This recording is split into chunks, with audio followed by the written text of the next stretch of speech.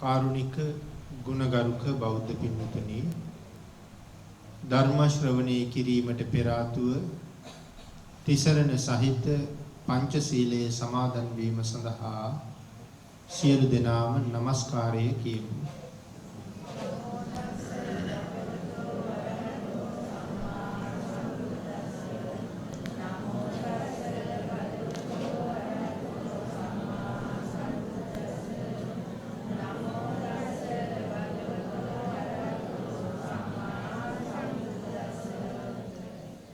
බුද්ධං සරණං ගච්ඡාමි ධම්මං සරණං ගච්ඡාමි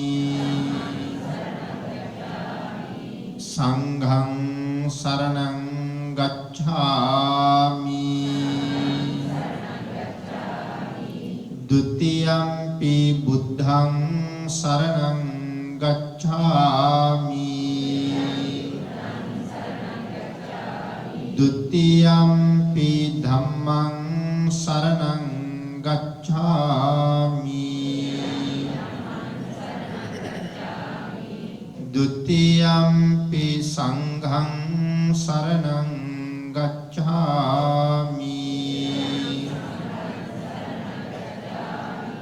तृतीयम्पि बुद्धं शरणं गच्छामि तृतीयम्पि धम्मं शरणं गच्छामि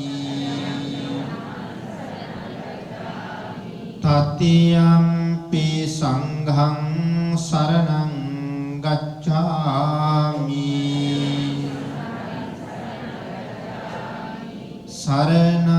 शरणागमनं सम्पूर्णं पानातिपाता वेरमणि सिक्खापदं समादियामि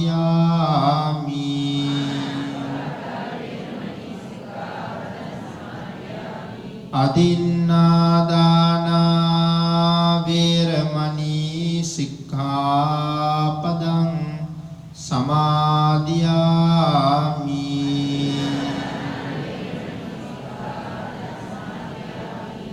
कामेषु मिच्छाचारा वेरमणि सिक्खापदं समादियामि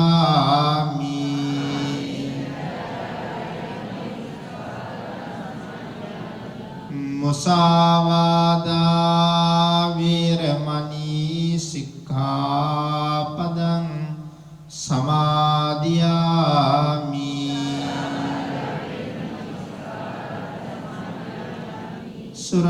सुरामेरय मज्जपमा दट्टाना वीरमणि सिक्खापदं समादियामि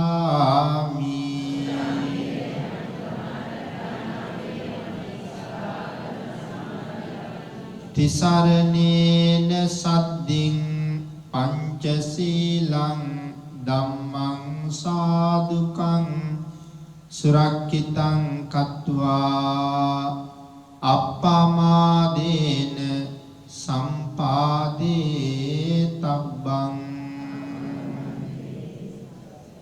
समन्ता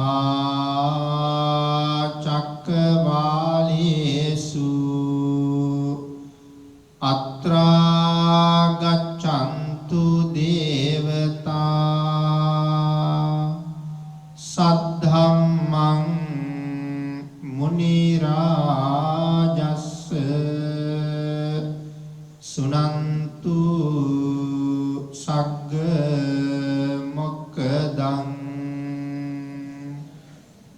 धम्मස්සවන කාලෝ අයං බදන්තා ධම්මස්සවන කාලෝ අයං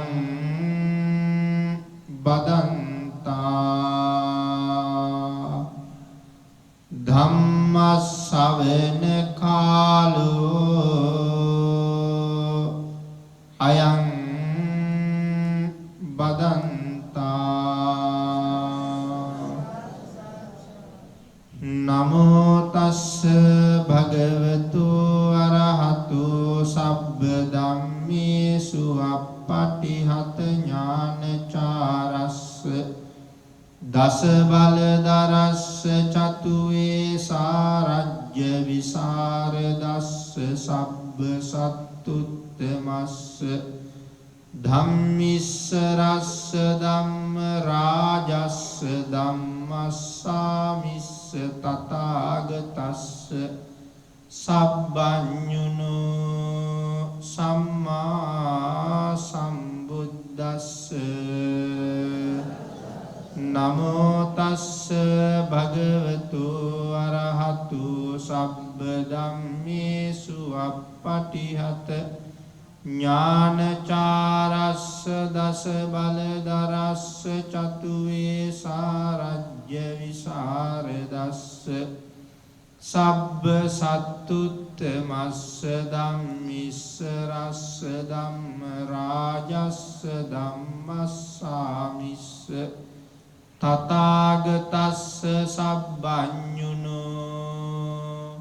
සම්මා සම්බුද්දස්ස නමෝ තස්ස භගවතු අරහතු සබ්බ ධම්මේසු අප්පටිහත ඥානචාරස්ස දස බල දරස්ස චතුවේ සාරජ්‍ය විසරදස්ස සබ්බ සත්තුත්තමස්ස ධම්මිස්සරස්ස ධම්ම රාජස්ස ධම්මස්සාමිස්ස තථාගතස්ස සබ්බඤුනෝ සම්මා සම්බුද්දස්ස විහාරාධිපති අති ගෞරවනීය නායක මාහිමිපාණන් වහන්සේ ඇතුළු විහාරස්ථානයේ වැඩ වාසය කරන ගෞරවනීය මහා සංඝරත්නයන් අවසරයි සද්ධර්ම ශ්‍රාවක ශ්‍රද්ධා බුද්ධි සම්පන්න කාරුණික ගුණගරුක ශාලීය මහත්මයා ඇතුළු පින්වතුනි පුංචි දූ දරුවනි බොහෝම ශ්‍රද්ධාවෙන් යුක්තව මේ සියලු දෙනාම සැදී පැහැදී සූදානම් වෙන්නේ තථාගත ශාන්තිනායක සම්මා සම්බුදුරජාණන් වහන්සේ විසින් ලෝක සත්වයන් පිළිබඳව අනන්ත අප්‍රමාණ දයාවෙන් කරුණාවෙන් මෛත්‍රියෙන් යුක්තව අවබෝධ කරගෙන දේශනා කොට වදාළ පරම ගම්බීර වූ ශ්‍රී සද්ධර්ම රත්නයෙන් අබමල් රේණුවකටත් වඩා අඩු බොහෝම පුංචි කොටසක් දේශනා කරවගෙන ධර්ම ගෞරවය පෙරදරි කරගෙන දේශනාගත ධර්මයේ ශ්‍රවණය කරන්නත් එසේ ධර්ම ශ්‍රවණය කිරීමෙන් ලැබෙන අවවාද අනුශාසනා තම තමන්ගේ ජීවිතවලට එකතු කරගෙන වඩාත් නිවැරදි ඊ타ත්ම ධර්මානුකූල වූ මෙලව ජීවිතයක් සකස් කරගන්නත් නිවැරදි වූත් ධර්මානුකූල වූත් මෙලව ජීවිතයක් තුලින් සුගතිගාමී වූ පරලොව ආයති භවයකින් සැනසීමේ අභිලාෂයේ ඇතුවයි මේ සද්ධර්ම ශ්‍රවණය කරන්න සූදානම් වෙන්නේ. පින්නතනි බුදුරජාණන් වහන්සේ විසින් අවබෝධ කරගෙන දේශනා කොට වදාළ මේ පරම ගම්බීර වූ ශ්‍රී සද්ධර්ම රත්නය යම් කෙනෙක් ලෝක සත්වයන් පිළිබඳව අනුකම්පාවෙන් බොහෝ දෙනාට යහපත උදා කරවීමේ උතුම් පරමාර්ථයෙන් යුක්තව දානය කරවන්නේ නම් එය මේ ලෝක ධාතුෙහි ඇති සියලුම දානයන් අභිභවනය කළ මහත්ඵල මහානිසංසදායක එකම දානයේ බවට පත් වෙනවා. මීට වඩා උතුම් දාන මේ ලෝකේ නැති බව භාග්‍යතුන් වහන්සේගේම දේශනාවෙන් පැහැදිලි වෙනවා. සියලුම දානයන් අභිභවනය කළ එකම දානය කුමක්ද ස්වාමීනි කියලා තමයි සක්‍ර දේවේන්ද්‍රයන් වහන්සේ බුදුරජාණන් වහන්සේගෙන් ප්‍රශ්නේ ඇහුවේ. ඒකට භාග්‍යතුන් වහන්සේ ලබලා දුන්න පිළිතුර තමයි සබ්බ දානං ධම්ම දානං ජිනාති. මේ සද්ධර්ම දානය සියලුම දානයන් දිනනවා කියලා දේශනා කළා. ඒ වගේම ධර්ම ශ්‍රවණය කිරීම. ධර්ම ශ්‍රවණය කිරීමත් ඊටාම මහත්ඵල මහානිසංසදායක කුසලයක්. භාග්‍යවතුන් වහන්සේගේ ධර්මයේ ශ්‍රවණය කිරීම මේ ලෝකයන් සියලු කටයුතු අතහැරලා දාලා සිදු කරන්නයි දේශනා කරලා තියෙන්නේ. යම් ක්‍රියාවක් තුලින් මට කොයිතරම් ආදායමක් ලැබෙනවද? ඒ ලැබෙන සියලුම ආදායම සද්ධර්මයේ වෙනුවෙන් අත්හරින්න වටිනවා කියලා දේශනා කළා. කෙනෙකුට සද්ධර්ම ශ්‍රවණය කරන්නත් තියෙනවා. සමහර වෙලාවට රැකියාවට යන්නත් තියෙනවා. අපි සඳහන් කළොත් අද රැකියාවට ගියොත් මුදලින් රුපියල් ලක්ෂයක් හම්බ වෙනවා. නමුත් බණ අහන්න යන්නත් තියෙනවා. මේ දෙකෙන් මොකද්ද තෝරගන්නේ? බුදුරජාණන් වහන්සේ දේශනා කළේ බණ අහන්න යන්න කියලා. මොකද අර ලක්ෂය හම්බ වෙලා ඒක ඊටාම කෙටි කාලයකින් මේ ජීවිතේම ඉවර වෙලා යනවා. මුළු ජීවිත කාලෙම මේක පවතින්නේ නැහැ. නමුත් ධර්ම ශ්‍රවණය කරලා යමක් රැස් කරගත්තොත් සමහර වෙලාවට නිවන් දකින්න තුරු ඒක තමන් එක පවතිනවා. ඒ නිසා සද්ධර්ම ශ්‍රවණය කිරීම විශාල ආයෝජනයක්. ඒ නිසා භාග්‍යතුන් වහන්සේ දේශනා කළා සද්ධර්මයේ ශ්‍රවණය කරන්න ඒ ලෝකෙ වටිනවා. යම් කෙනෙක් ධර්ම ශ්‍රවණය කිරීම අරමුණ බවට පත් කරගෙන අද තම තමන්ගේ නිවෙස් වල ඉඳලා මේ ස්ථානයට පැමිණියා නම් මේ ස්ථානයේ දක්වා පැමිණෙන්න තැබූ පියවරක් ගානින් සිද්ධ වෙනවා. ධර්ම ගෞරවයෙන් පැමිණියා නම් මේ පින්වත් පිරිස මේ ස්ථානයට රැස් වෙලා සෑහෙන වේලාවක් සද්ධර්මයේ වෙනුවෙන් මේ ස්ථානයේ ගත කළා. එහෙනම් ඔබ මේ සියලුම කටයුතු පසකලා ඉවසීමෙන් යුක්තව රැඳී සිටියේ ධර්ම ශ්‍රවණය කිරීම වෙනුවෙන්. එදිනෙදා බොහෝ කටයුතු අත්හැරියේ සද්ධර්මයේ වෙනුවෙන්. ධර්ම දේශනාව අපේ මහත්මයා සූදානම් කරලා තිබුණේ හවස 4ට. අපේ පින්නතුන් තීරණය කරන්න ඇති 4 ඉඳලා 6 විතර වෙනකන් ධර්ම ශ්‍රවණය කරලා අපිට 6 ඉඳලා තව මොනවා හරි කටයුතු ගොඩක් කරගන්න කටයුතු සැලසුම් කරගෙන තමයි මෙතෙට එන්නේ ඇත්තේ. නමුත් අපි බලාපොරොත්තු වුණාට වඩා කාල වේලාව ඉක්ම යනකොට අපි 6 ඉඳලා ඉස්සරහට සැලසුම් කරලා තිබිච්ච කටයුතු ධර්මයේ වෙනුවෙන් අත්හැරියා. නෑ ඊට වඩා ධර්ම ශ්‍රවණය කරනවා එක වටිනවා කියලා සිතින් තමයි මේ පිරිස මේ රැඳී හිටියේ. එහෙමනම් ඒ අත්හැරීම කළෙත් ධර්මයේ නිසා. ඒ අත්හැරීම තුළ අපිට රැස් වෙනවා මහත් වූ කුසලයක්. පින්තුනි අපි සද්ධර්ම ශ්‍රවණය කරනකොට අපේ හිත හැම වෙලාවෙම සැලෙනවා. අපිට ඒක දිගටම එකම අරමුණක ඉඳලා බණ අහන්න තවම මං හිතන්නේ මේ පිරිස ඒ තරම් දියුණු වෙලා නැතුව ඇති. ඒ තරම් විදර්ශනාවකින් බණ අහන්න. ඒ නිසා අපි සැලෙමින් ගැටෙමින් නැවත ශ්‍රවණය කරමින් නැවත සැලෙමින් අපි සද්ධර්ම ශ්‍රවණය කරනවා. එහෙම ධර්ම ශ්‍රවණය කළත් ආනිසංස ලැබෙනවා බොහොම. ඒ බවට උදාහරණ හත්තිපාල සමාගමේදී මනාව පැහැදිලි වෙනවා. අපි බෝසතාණන් වහන්සේ හත්තිපාල කුමාරයා වෙලා හිටපු කාලේ හත්තිපාල සමාගමේ කියන්නේ කාලේ. ඒ කාලේ කරුණ වලින් පැහැදිලි කරනවා ඒ විදිහට කැඩි සද්ධර්ම ශ්‍රවණය කළා. එයින් මහත් වූ ආනිසංසයක් ලැබෙන බව. ඊළඟට අපේ බුදුරජාණන් වහන්සේ බණ අහන්න ක්‍රමයක් දේශනා කළා. භාග්‍යවතුන් වහන්සේ බණ අහන්න දේශනා කරපු ක්‍රමය සඳහන් වෙනවා අනීවරණ සූත්‍රයේ. බණ අහන ලොකු කුඩා හැම කෙනෙක් ගාවම මහත් වූ බලාපොරොත්තුවක් තිබිය යුතු බව දේශනා කළා. මොන වාගේ බලාපොරොත්තුවක්ද? ඒකට සෑහෙන දියුණුවක් අවශ්‍ය වෙනවා. මේ ධර්ම දේශනාව ශ්‍රවණය කරන අතරතුරදීම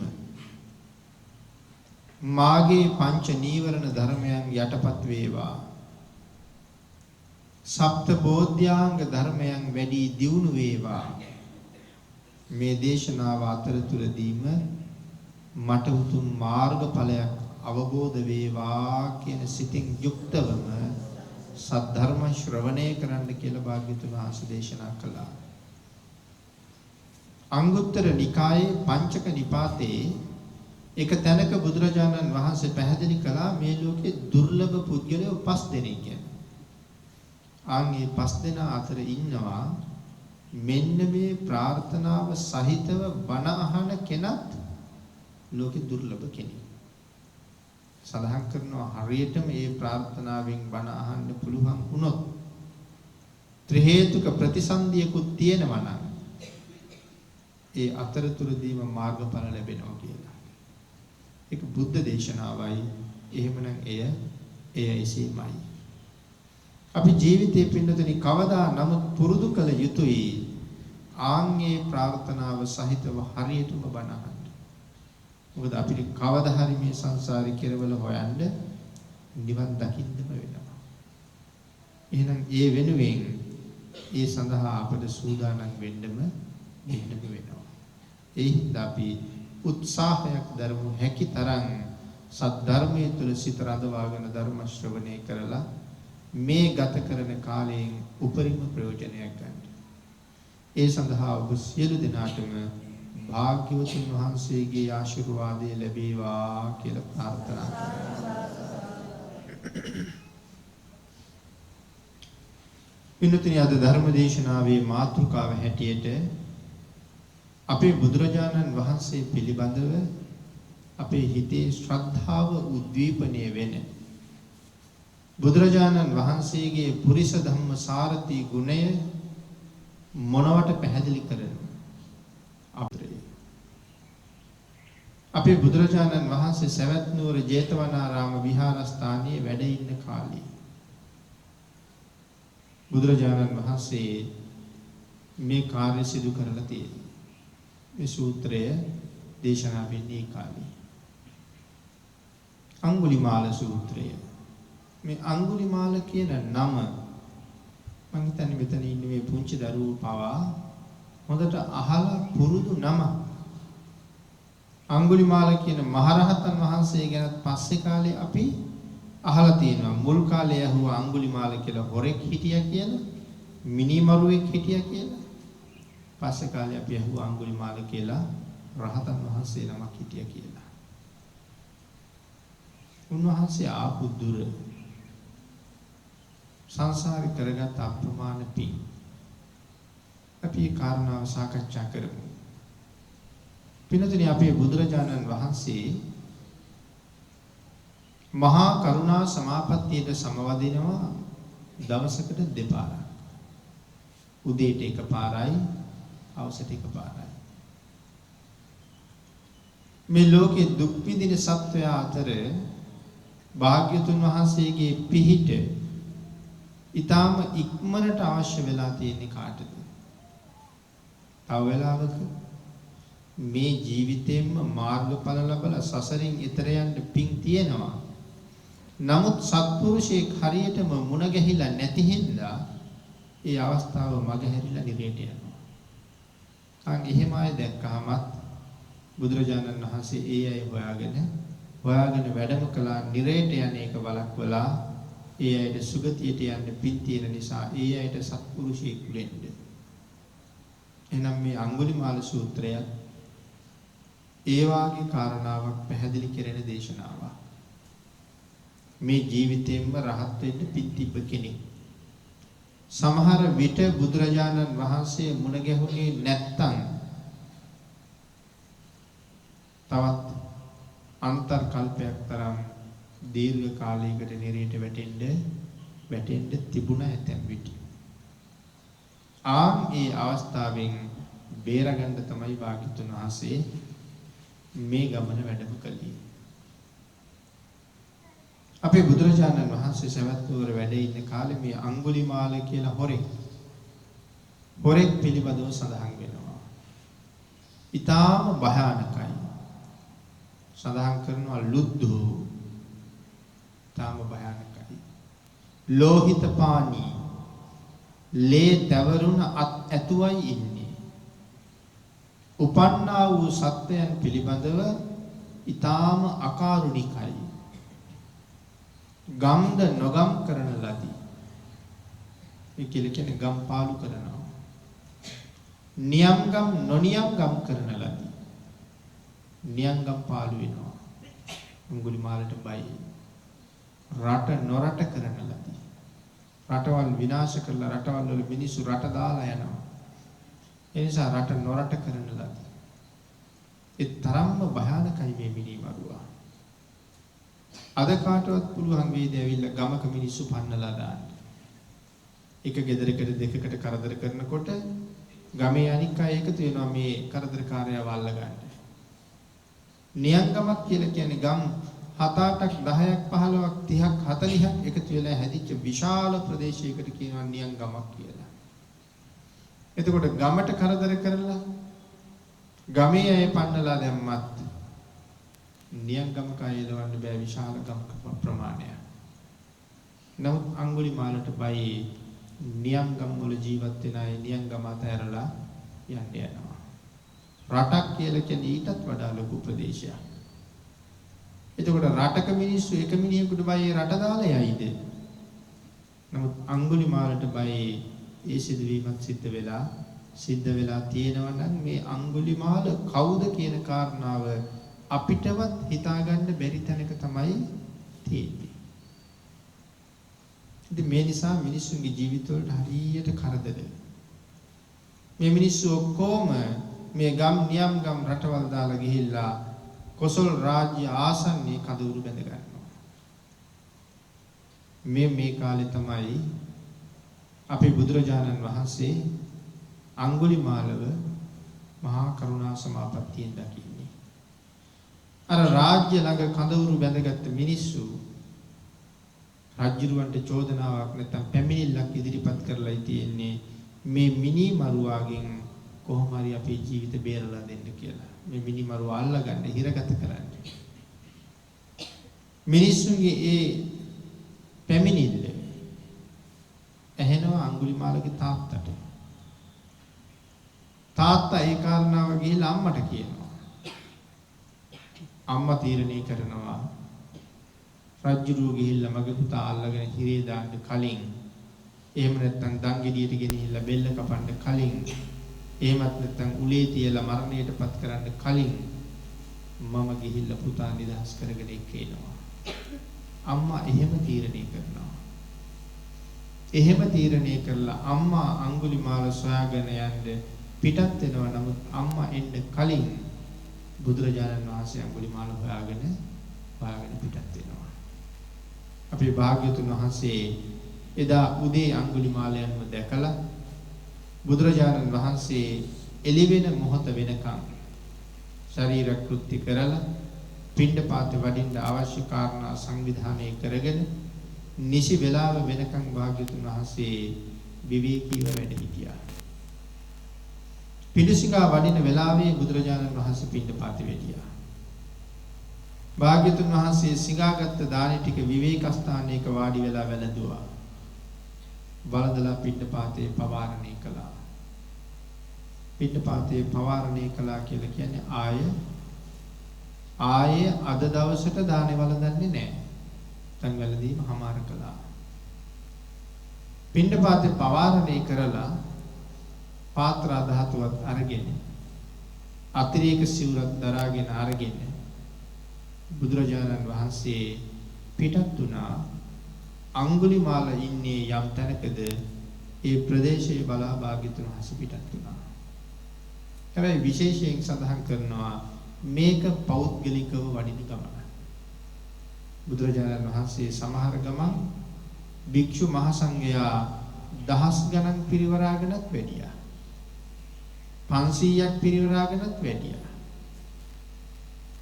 ආනන්ද ස්වාමීන් වහන්සේ සමග පමණක් වැඩපු ගමනුත් තිබුණා. තනියමම වැඩපු ගමනුත් තිබුණා. එතකොට මේක තනියම වඩින ගමන. ආනන්ද ස්වාමීන් වහන්සේවත් එක්ක යන්නේ නැත්තේ ඇයි?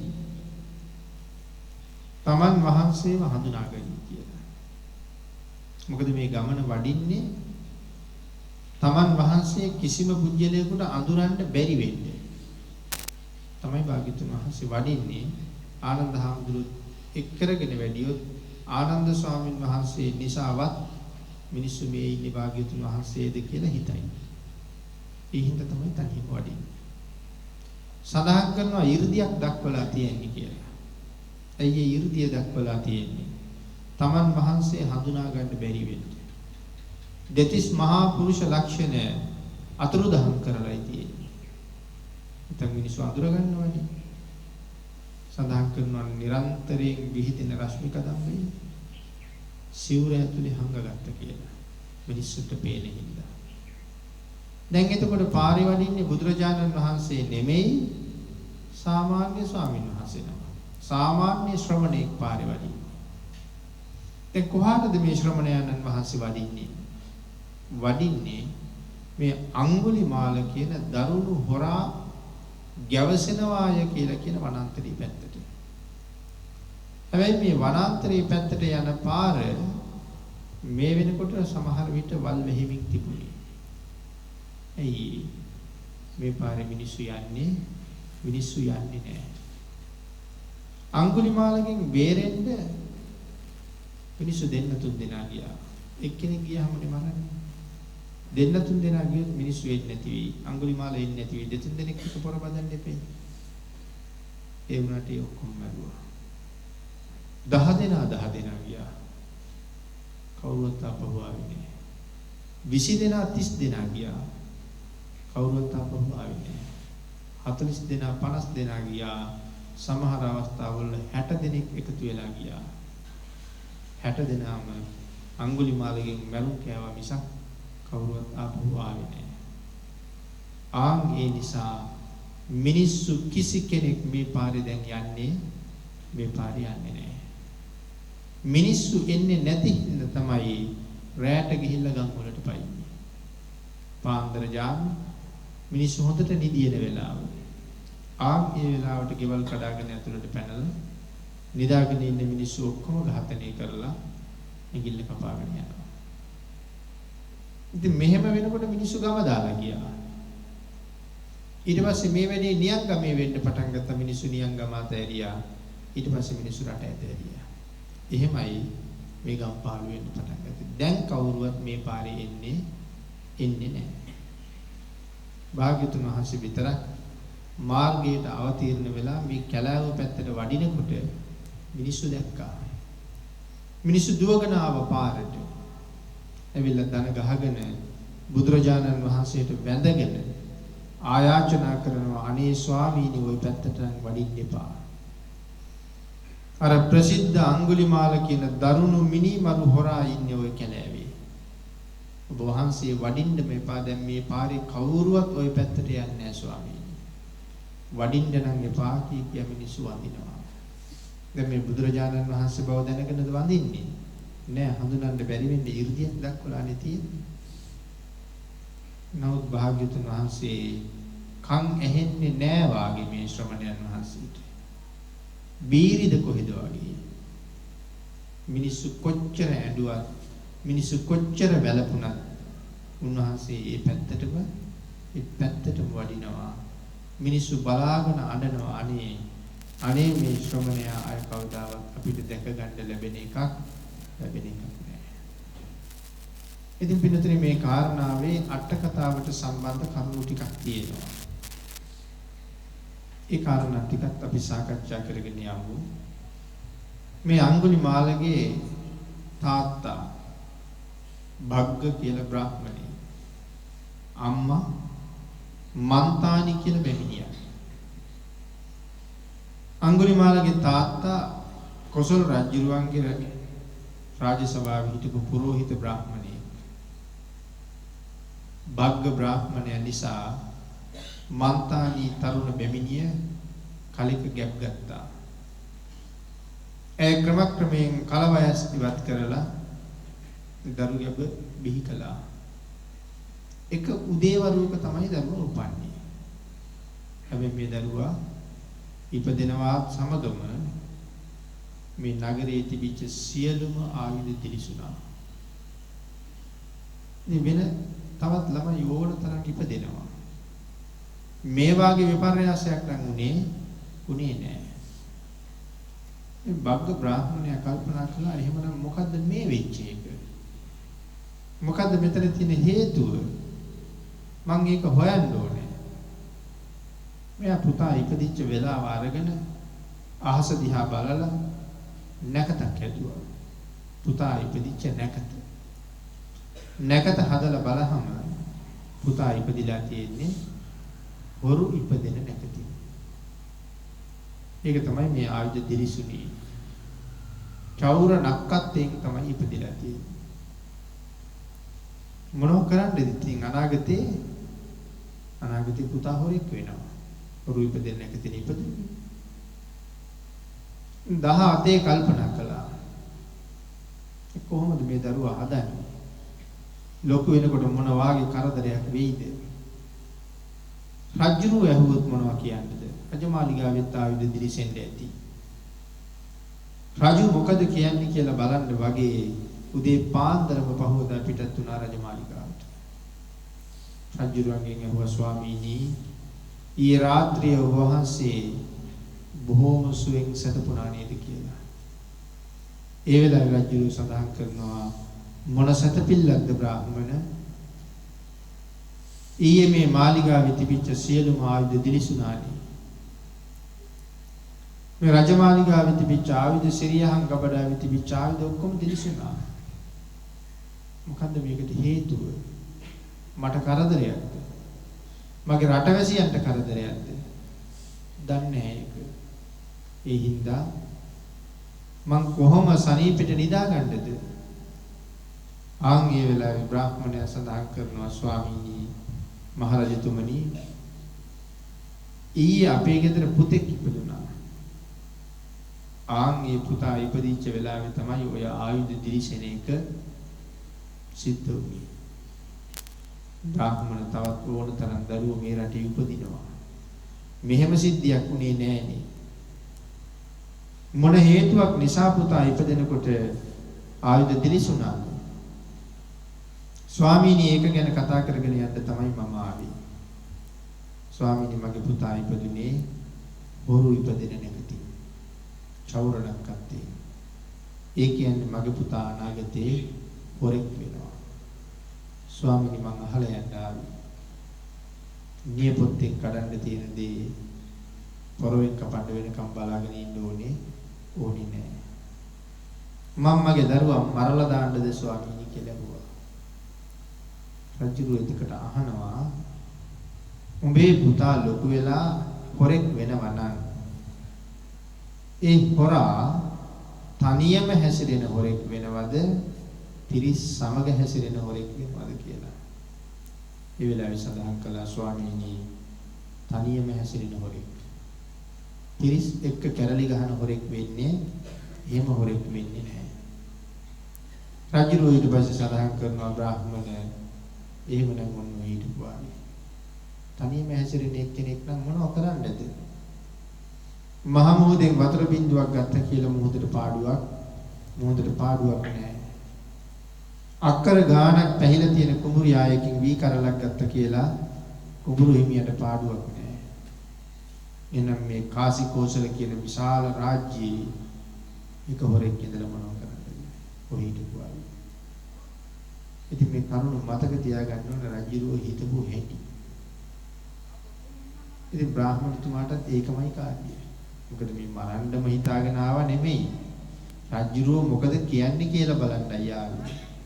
කොහොමත් ඉතින් පුතා ඇතිකරන්න අවසර ලැබිච්ච නිසා නිසි වයසට ආවට පස්සේ පුතා තක්ෂලාවට යොමු කෙරුවා ඉගෙන ගන්න. සඳහන් කරනවා ඉපදෙන වෙලාවේ ආයුධ දිලිසුණාට කිසිම කෙනෙකුට කරදරයක් වුණේ නැහැ. ඒ හින්දා නමක් තිබ්බා අහිංසක කියලා. කාටවත් කරදරයක් වුණේ නැහැ අහිංසක. හැබැයි ඉතින් සංසාරේ පුදුම පින් තියෙන කෙනෙක්. කොයිතරම් පින් තියෙන කෙනෙක්ද මේ? මහා කල්ප ලක්ෂයක් පෙරම් පුරලයි. මොනවා කරන්නද? යම් සම්මා සම්බුද්ධ ශාසනයක තේජවන්ත භික්ෂූන් වහන්සේලා අතර අගතනතුර ලබන්නේ ඒ කියන්නේ 80 මහා ශ්‍රාවකයන් අතරට යන්නේ. මහා කල්ප ලක්ෂයක් පාරමිතා පුරාපු කෙනෙක්. එසේ මෙසේ පුණ්‍යවන්තයෙක් නෙමෙයි. පින්නතර මේ මහා කල්ප ලක්ෂයක් විතර පාරමිතා පුරහම 75 දෙනෙකුගේ 7 දෙනෙකුගේ වගේ ශක්තිය හම්බ වෙනවා. බොහෝ අයට 75ක හෝ 7ක ශක්තිය ලැබෙනවා. ඉතින් ඒකට අඟුලිමාල කියන්නේ ඒ තරම් මහ පුදුම ශක්තිවන්තයෙක්. පුණ්‍යවන්තයෙක්, ශක්තිවන්තයෙක්. ඊටම ලස්සන රූපයක්. තක්ෂලාවට ගියහම ඒ පින්වන්තකම හින්දාම ගුරුතුමාගේ හිත ඇදිලා ගියා මේ කුමාරයා පැත්තට. තව දහස් ගණන් ශිෂ්‍යයෝ ඉන්නවා. ඒ සියලු දෙනාම අතෑරිලා ගුරුතුමාගේ හිත මේ කුමාරයා වෙනුවෙන් ඇදිලා ගියා. දැන් හැමදේම කියන්නේ කතා කරන්නේ අගය කරන්නේ ගුණ වර්ණනා කරන්නේ මේ කුමාරයාගේ. ගුරුතුමත් බොහෝම ආදරේ, ගුරු දේවියත් එසේම ආදරේ. අන් ශිෂ්‍යෝ අරමුණු වෙන්නේ නෑ වාගේ ගුරුතුමාට දැන්. ඊටාම දක්ෂයි. ඊටාම කීකරුයි. ගුරු ගෙදර තමන්ගෙන් කෙරෙන්න යමක් තියෙනවා නම් ඒ සියල්ල අතපසු නොකර නොපිරිහෙලා කරනවා. ගුරු දේවිය අහිංසකට දක්වන්නේ පුත්‍ර ප්‍රේමයක්. තමන්ගේ පුතා වගේ සෙනෙහස දක්වනවා. ගුරුතුමත් එහෙමයි. ඉතින් අනිත් සහෝදර ශිෂ්‍යයන්ට මේක ඒ තරම් රුචි ක්‍රියාවක් බවට පත් වුණේ. ගැළපෙන්නේ නැතුව ගියා මේගොල්ලන්ට ඉවසන්න බැරුව ගියා. දේශසිත ඊර්ෂ්‍යාසිත ඇති වෙන්න පටන් ගත්තා. ඒක සාමාන්‍ය ස්වභාවය. ඒ නිසා මේ අය එන්න අහිංසකේ කමනාප වුණා. නමුත් ඒ යමනාපකම පෙන්වන්නේ නැහැ. කොහොම හරි අහිංසකත් ගුරුතුමත් ભેද කරන්න ඕනෙකම තිබුණා. මේ වෙනකොට සෑහෙන ශිල්පී ඉගෙනගෙන ඉවරයි. මේගොල්ලෝ කල්පනා කළා කොහොමද මේ දෙන්න බිඳවන්නේ? මොනවා කියලාවත් මේ දෙන්න බිඳවන්න බෑ. තරම්ම මේ දෙන්නට දෙන්න විශ්වාසයි. නමුත් මේගොල්ලෝ උපායවල් කල්පනා කරලා තීරණය කළා මේ ලෝකේ පුරුෂයාගේ දුර්වලම තැනක් තියෙනවා. මොකද්ද පුරුෂයාගේ දුර්වලම තැන? දුර්වලම තැන තමයි තමන්ගේ බිරිඳ. පුරුෂයාගේ දුර්වල තැන බිරිඳ. බිරිඳගේ දුර්වල තැන සැමියා. යම් හේතුවකින් යම් ස්වාමි පුරුෂයෙකුට කවුරු හරි චූටි විස බීජයක් ඇතුල් කිරුවොත් තමන්ගේ බිරිඳ පිළිබඳව යන්තම් සැකයක් බිරිඳ ගැන යමක් කියන්න හදලා මග නතර කරනවා. ඇහුවට කියන්නේ. එතන ඉඳලා දහසක් ප්‍රශ්න ගොඩ නැගෙන්න පටන් ගන්නවා. මේ පුද්ගලයා මොකක් කියන්න හැදුවද? එහෙම ප්‍රශ්න මත ඊට පස්සේ හැම පැත්තෙම සැක කරන්න පටන් ගන්නවා. හැම ආකාරයකින්ම හොයන්න පටන් ගන්නවා. ආදරේ වගේ වෙනද වගේ මේකට ඉන්නවා වගේ එහෙම පෙනුනට හිත යටින් සැක මුසුව හොයනවා. රැකියාවට යනවා කියලා මකට ගිහිල්ලා එනවා. දවස් ගානකට මාස ගානකට සැරයක් එනවා නම් ගිහිල්ලා යන්නේ නැතුව මගේ ඉඳලා රැට ඇවිල්ලා කතා කරනවා. මේ වාගේ විවිධ ක්‍රම පාවිච්චි කර මොනවද මේ පුද්ගලයා ඇය ගැන කියන්නේ හැදුවේ කියලා විමසිලිමත් වෙනවා. ඉතින් ඒ විමසිල්ලත් එක්ක Tamanට මොකද වෙන්නේ? එන්න Taman හැම පැත්තෙම පිරිහින්න පටන් ගන්නවා. ඒ රාජකාරියට ගියත් හරියට රාජකාරියවත් කරන්න බැරුව යනවා. බෙරිදකටත් එහෙමයි. එනම් මේ දුර්වලම තැනට අපි පහර දෙමු කියලා මේගොල්ලෝ හිතුවා. එහෙම හිතුවත් මේ ශිෂ්‍යයෝ දන්නවා අපි කට්ටියම එකට ගිහිල්ලා මේ කතාව කිව්වොත් කවදාවත් ගුරුතුමා එක පිළිගන්නේ නැහැ. අහිංසකට තියෙන ආදරේ හින්දා අපිට බැනලා පන්නනවාමයි. මගේ පුතාට විරුද්ධව චෝදනා කරන්න එන්න එපා කියලා බණි. ඒ හින්දා අපි ඔක්කොම ගිහිල්ලා හරියන්නේ නැහැ. අපි ටික වෙන වෙනම යනවා. එහෙම තීරණය කළා 7-8 දෙනා කණ්ඩායම් හැදුනා.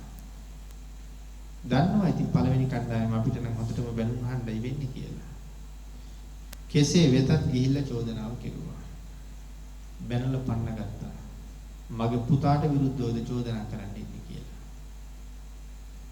ආය දවස් 3-4ක් ගියාම අර කණ්ඩායමේ ගියපු එක්කෙනෙක්වත් නෑ අලුත්ම කණ්ඩායමක් ගිහිල්ලා චෝදනා කරනවා. ඒගොල්ලන්ටත් බයිනවා. 3වෙනි 4වෙනි කණ්ඩායම ගිහිල්ලා චෝදනාව ඉදිරිපත් කළා. ඒ හැමෝම බැලුම් අහගෙන ආපහු ගියා. 5වෙනි 6වෙනි කණ්ඩායම ගිහිල්ලා වෙනම කියනකොට ටික සැක උපදින්න පටන් ගන්නවා. මෙච්චරම කියනවා නම් මේ තුල මොකක් හරි නැති වෙන්න බෑ. එදා නම් හිතුණා මං අහිංසකව මරනවා කියලා. ද්වේෂසිතක් ඉපදුනා පුදුම විදියට. ඒ නිසා ආයෙත් කල්පනා කරනවා නෑ. මම මැරුවොත් ඒක මට ලොකු පාඩුවක් වෙනවා. මොකද වෙන පාඩුව? මේ ශිෂ්‍යයෝ ආයෙ මංගාවට ඉගෙන ගන්න දෙන්නේ නැතුව යනවා. මොකද දිසාපාමොක් ආචාර්යවරයා තමන් ගාව ඉන්න දක්ෂම ශිෂ්‍යයන්ව මරනවා. ඒ හින්දා ශිෂ්‍යයෝ එන්නේ නැහැ. මේ හැම ශිෂ්‍යයෙක්ම මසුරන් දහසක් දීලා තමයි ඉගෙන ගන්න. ශිෂ්‍යයෝ එන්නේ නැහැ කියලා කියන්නේ ආදායම නැතුව යනවා. ඒ නිසා මා විසින් මරන්නේ නැහැ. අනුන් ලව්වා මොහු මරවන්න ඕනේ. එහෙම හිතලා තමයි කීවේ ඔබට ශිල්ප උගන්වලා ඉවරයි යන්න පුළුවන්. හැබැයි ගියාට කමක් නැහැ. ගුරු පඬුරු දීලා යන්න ඕනේ. මොකද්ද ස්වාමීනි මන් දෙන්න ඕනේ ගුරු පඬුරු? මෙයාටත් ඉතින් පුදුමයි මේ හිටියදී හදිස්සියේ මොකද ශිල්ප ඉගෙනුවේ නතර කළේ ඉවර කළුවේ කියලා. කෙසේ වෙතත් යන්න නම් යන්න එපේ. එන්න ගුරු පඬුරු දීලා යන්න කිව්වා මොකද්ද කියලා හෙව්වා. මිනිස්සු 1000ක් මරලා ඒකෙන් ගුරු පඬුරු තියන්නේ. ගුරුවරයා මොකද්ද බලාපොරොත්තු වෙන්නේ? මිනිස්සු 1000ක් මරන්න නම් වෙන්නේ නැහැ. මිනිස්සුන්ගෙන් ගුටි කාලා අහිංසකට මැරෙන්න වෙනවා. ස්වභාවයෙන්ම අහිංසකනේ. අහිංසකත් කියනවා අනේ ස්වාමීනි මං කොහොමද මේ වැඩේ කරන්නේ? මිනිහෙක් තබා මැස්සෙක් මදුරුවෙක්වත් මරා ගන්න බැරි මම අහිංසක කියලා කුලයක ඉපදිච්ච කෙනෙක්. මං කොහොමද මිනි මරන්නේ? මට ඒ වැඩේ බාර දෙන්න එපා. වෙන යමක් කියන්නේ. නෑ මේකමයි කරන්නේ. ඔබට මේ ගුරු පඬුර ඉෂ්ට කරන්න බැරි නම් ඔබට ශිල්ප පිළිටන්නේ නෑ කිව්වා. අතීත ශිෂ්‍යයා ගුරුවරයාට කොච්චර ගරු කළාද? අතීත ශිෂ්‍යයා ගුරුවරයාට කොච්චර ආදරය කළාද? ගුරුවරයා කිව්වොත් මිනි මරාපන් කියලා මිනි මරනවා. තරම්ම ගුරු ගෞරවයක් තිබුණා. ගුරුවරයාගේ වචනය ඉක්මවන්නෙම නෑ. අපි පිළිතුරු අහලා තියෙනවද බුදුරජාණන් වහන්සේ සරණ යන ක්‍රම 4ක් තියෙනවා. ඒ 4 තුන්වෙනි එක තමයි ශිෂ්‍ය භාවෝපගමන සරණාගමනය. ස්වාමීනි භාග්‍යවතුන් වහන්සේ මං ඔබ වහන්සේගේ ශිෂ්‍යයා වෙනවා. ශිෂ්‍යයා වෙනවා කියහම ගුරුවරයා කියපු විදිහටම කියන විදිහටම ජීවත් වෙනවා. ඒකයි කීකරු ශිෂ්‍යයා කියලා කියන්නේ. එතකොට අද ඉන්න ශිෂ්‍යයාට ඒක කොච්චර ගැළපෙයිද මන් දන්නේ නැහැ. අතීත ශිෂ්‍යයා නම් මිනි මරන්න කිව්වොත් මිනි මරනවා. ඒ නිසා ශිල්ප පිහිටන්නේ නැහැ කීවට පස්සේ එහෙමනම් ස්වාමීනි ගුරු පඬුර සම්පූර්ණ කරන්න මට ඒ සඳහා අවශ්‍ය ආයුධ ලැබුණා.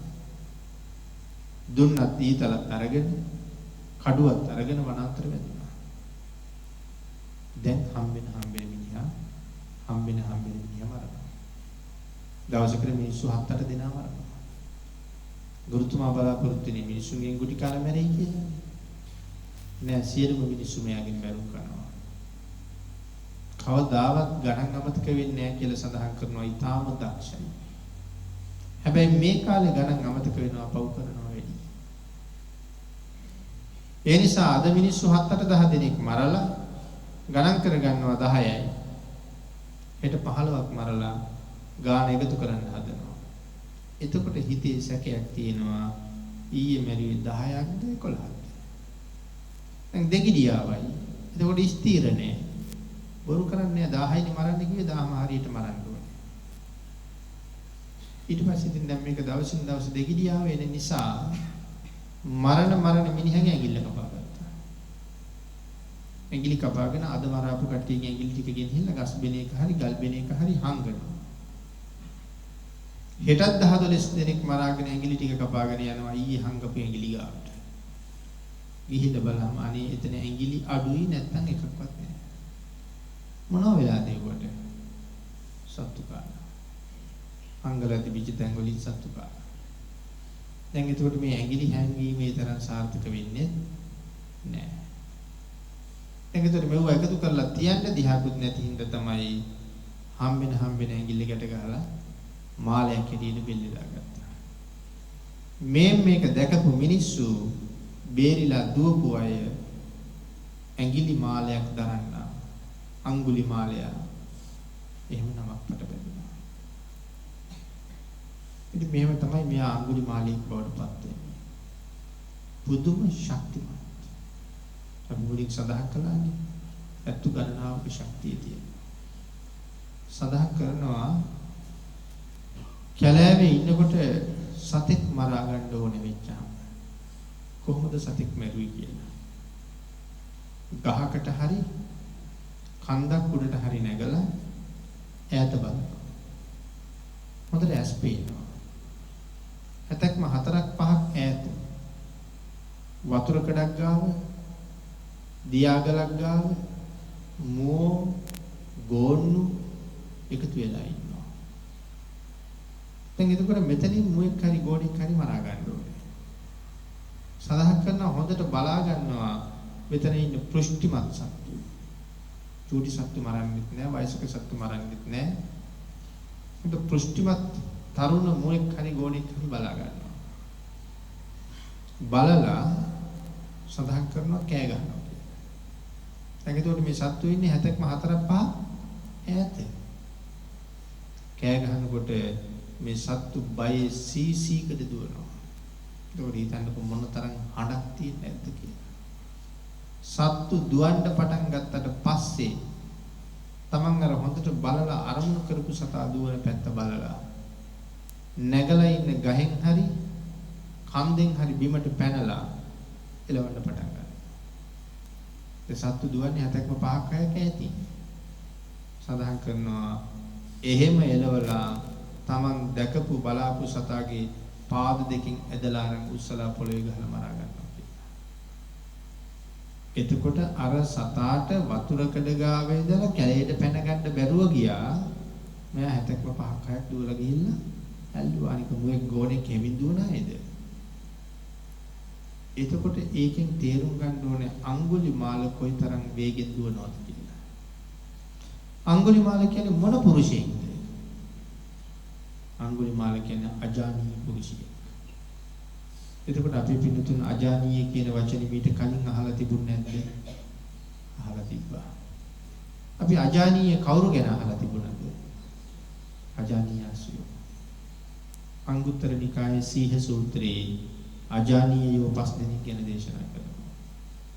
අජානීය අශ්ව, අජානීය හත්ති, අජානීය වෘෂභ, අජානීය සිංහ, අජානීය පුරුෂ. මේ තමයි අජානීයෝ 5 දෙනා. අජානීය වෘෂභ කාටද මේ වෘෂභයා කියලා කියන්නේ? වෘෂභයා කියලා කියන්නේ ගවයෝ 100කට විතර නායකයෙක්. වෘෂභ. ඒ අද කාලේ සංගණන නෙමෙයි මේවා. එදා ගවපට්ටියක ගවයෝ 10 ගණන් හිටියා. ආන් ඒ 10 ගණන් ඉන්න ගවපට්ටිය වල තමයි මේ සංගණනය කෙරෙලා තියෙන්නේ. එක වෘෂභයෙක් එක්ක ගවයෝ 100ක් විතර එකතු වෙනවා. එයත් එක්ක කණ්ඩායමක් වෙනවා. මෙයා තමයි කණ්ඩායමේ නායකයා. එයාට කියනවා වෘෂභ කියලා.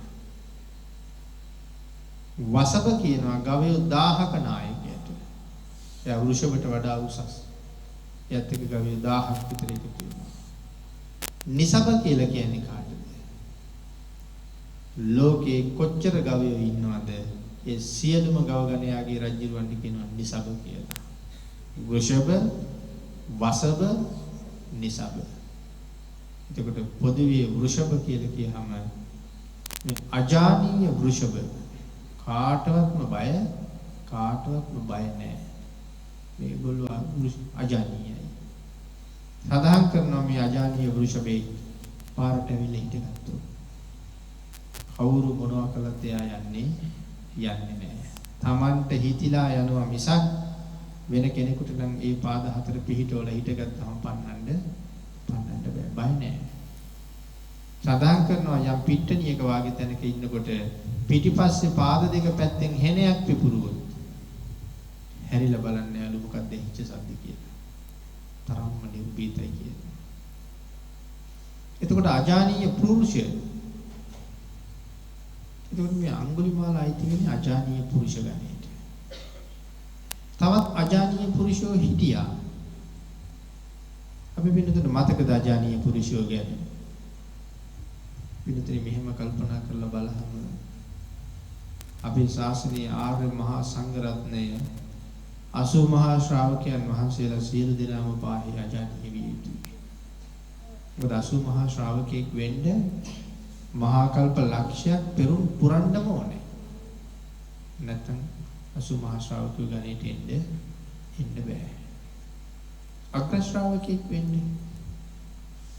ශ්‍රාවකෙක් වෙන්න මහා කල්ප අසංකේයකුත් ලක්ෂයක් පෙරම් පුරන්න ඕනේ. අග්‍ර ශ්‍රාවකෙක් වෙන්න. සරියුත් මුගලන් දෙනම වහන්සේ එතරම්ම පෙරම් පුරලා මහා කල්ප අසංකේයකුත් ලක්ෂයක්. එනම් උන්වහන්සේ මේ අජානීයන්ටත් වඩා උන්වහන්සේලා උසස්. අත්තු ගණනාවක ශක්තිය තියෙනවා. සරියුත් මහරහතන් වහන්සේටත් එහෙමයි, මුගලන් මහරහතන් වහන්සේටත් එහෙමයි. මහා කල්ප ලක්ෂයක් පෙරම් පුරුපු අයටත් එහෙම ශක්තිය ලැබෙනවා කියලා සඳහන් කරනවා. එහෙනම් මේ 80 මහා ශ්‍රාවකයන්ට ඉච්ඡර ශක්තිය තියෙන්නේ ඇති. අඟුලිමාලයන් වහන්සේටත් අත්තු ගණනාවක ශක්තිය තිබුණා. අන්න ඒ අජානීය නිසා සඳහන් කරනවා දුවන්න පටන් ගත්තාම දුවන වේගෙ පේන්නේ නැහැ කියලා. ඒකනේ අර සතපුම් ගානක් දුර එලවන්න පුළුවන්කම තිබුණේ. මේ බණහන පිරිස මැද්දෙන් දීවොත් අජානීය පුරුෂයෙක් කාට හරි අපි පෑගිච්ච බව නම් අපිට වැටහෙනවා. හැබැයි පෑගුණේ කාටද කියලා නම් දකින්න වෙන්නේ නෑ. විදුලියක් වගේ දුවනවා. තරම් වේගවත්. අජානීය පුරුෂය. අජානීය පුරුෂෝ අපේ රටේ ඉඳලා තියෙනවා. මතකද කවුද කියලා? කවුද අපේ රටේ හිටපු අජානීය පුරුෂය? වර්තමානයේ නම් හඳුනාගන්න බැරි වෙනවා. හඳුනාගන්න නැති හින්දා. මීට අවුරුදු 400කට 450කට ආසන්න කාලේ දුටුගැමුණු මහරජුත් හිටපු යෝධ බලය. මේ යෝධය 11 දෙනා ඉති වෙන්නේ අජානීය පුරුෂයන්ගේ ගණයට තමයි. මොකද ඒ තරම් පුදුම ශක්තියක්. මේ අයට තිබිච්ච ශක්තිය අපිට කවදාවත් හිතාගන්න වෙන්නේ නැහැ. ඒක යෝධයෙක් හිටිය තේර පුත්තාබේ කියලා. මතකද? තේර කියලා කියේ තෙරුන්ගේ ඉඳා පුත්‍රයා, තෙරණුවන්ගේ පුත්‍රයා. මොකද මේ තාත්තයි පුතයි දෙන්නම මහාන වෙලා හිටියේ. නම අබය. තාත්තත් මහාන වෙලා පුතත් මහාන වෙලා. පුතාගේ නම තමයි අබය. තාත්තා රහත් වෙලා. ඉතින් ඒ නිසා තේර පුත්ත තෙරුන්ගේ පුත්‍රයා.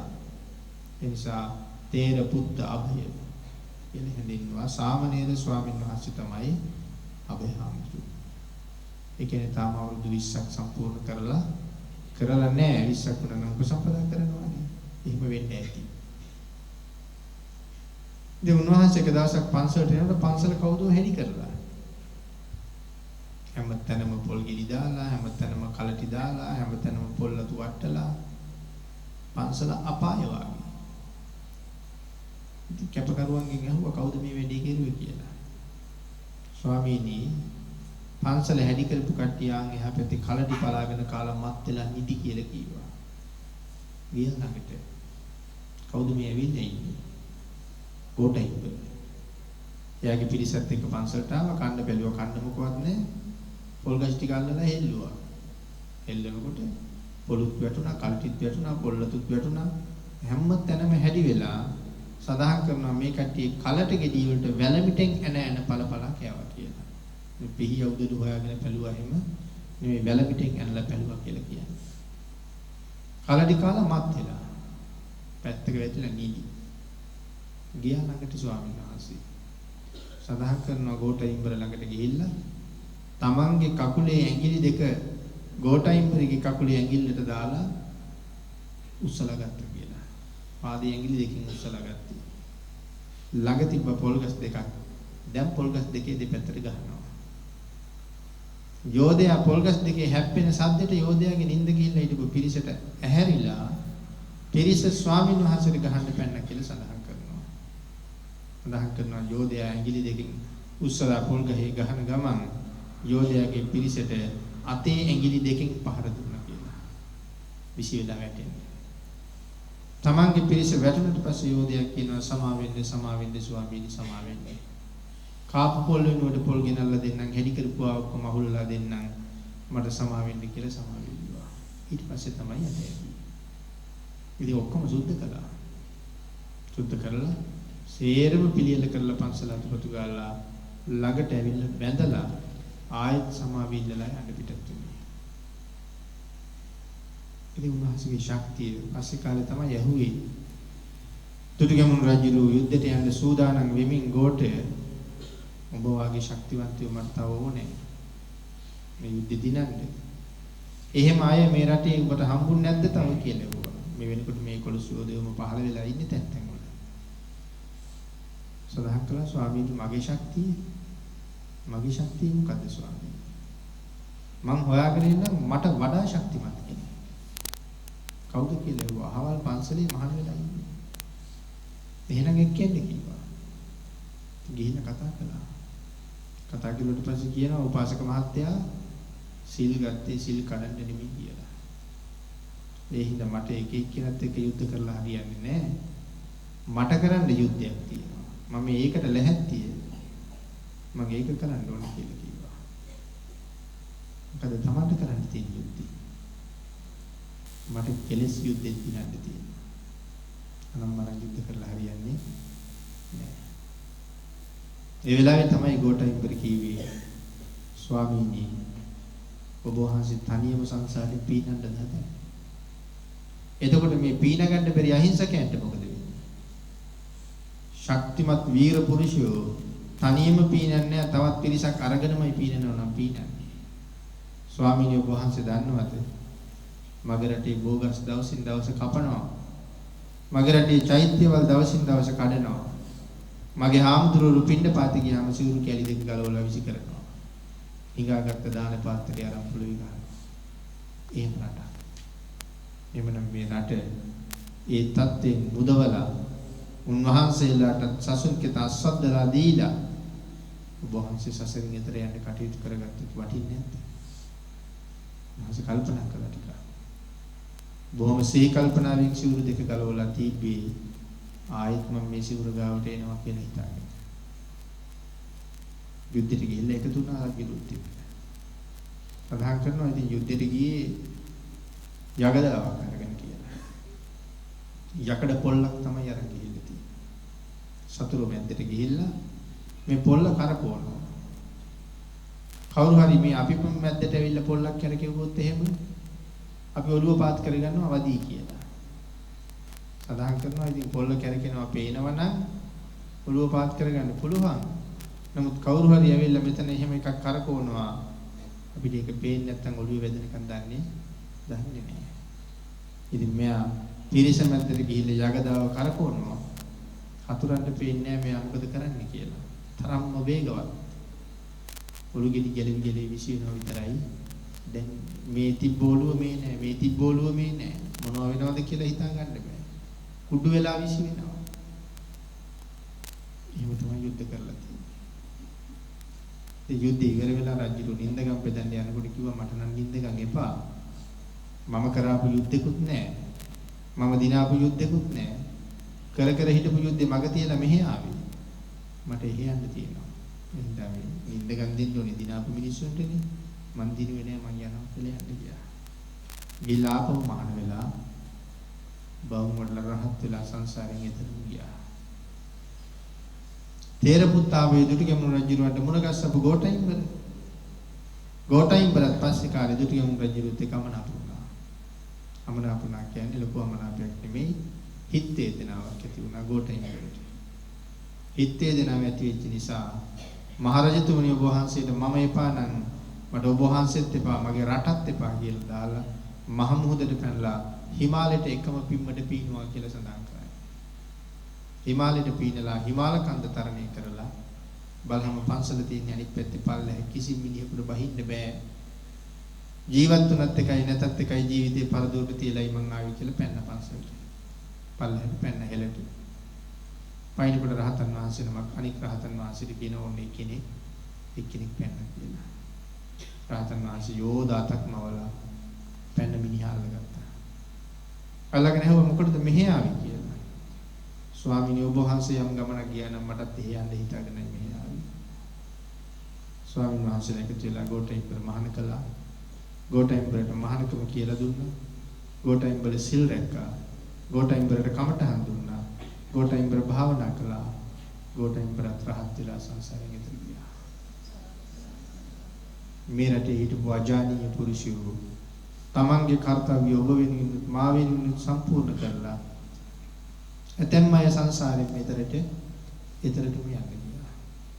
මොකද මේගොල්ලෝ මේ යුද්ධය කරන්න සූදානම් වුණේ බුද්ධාන්තරයකට එහාට.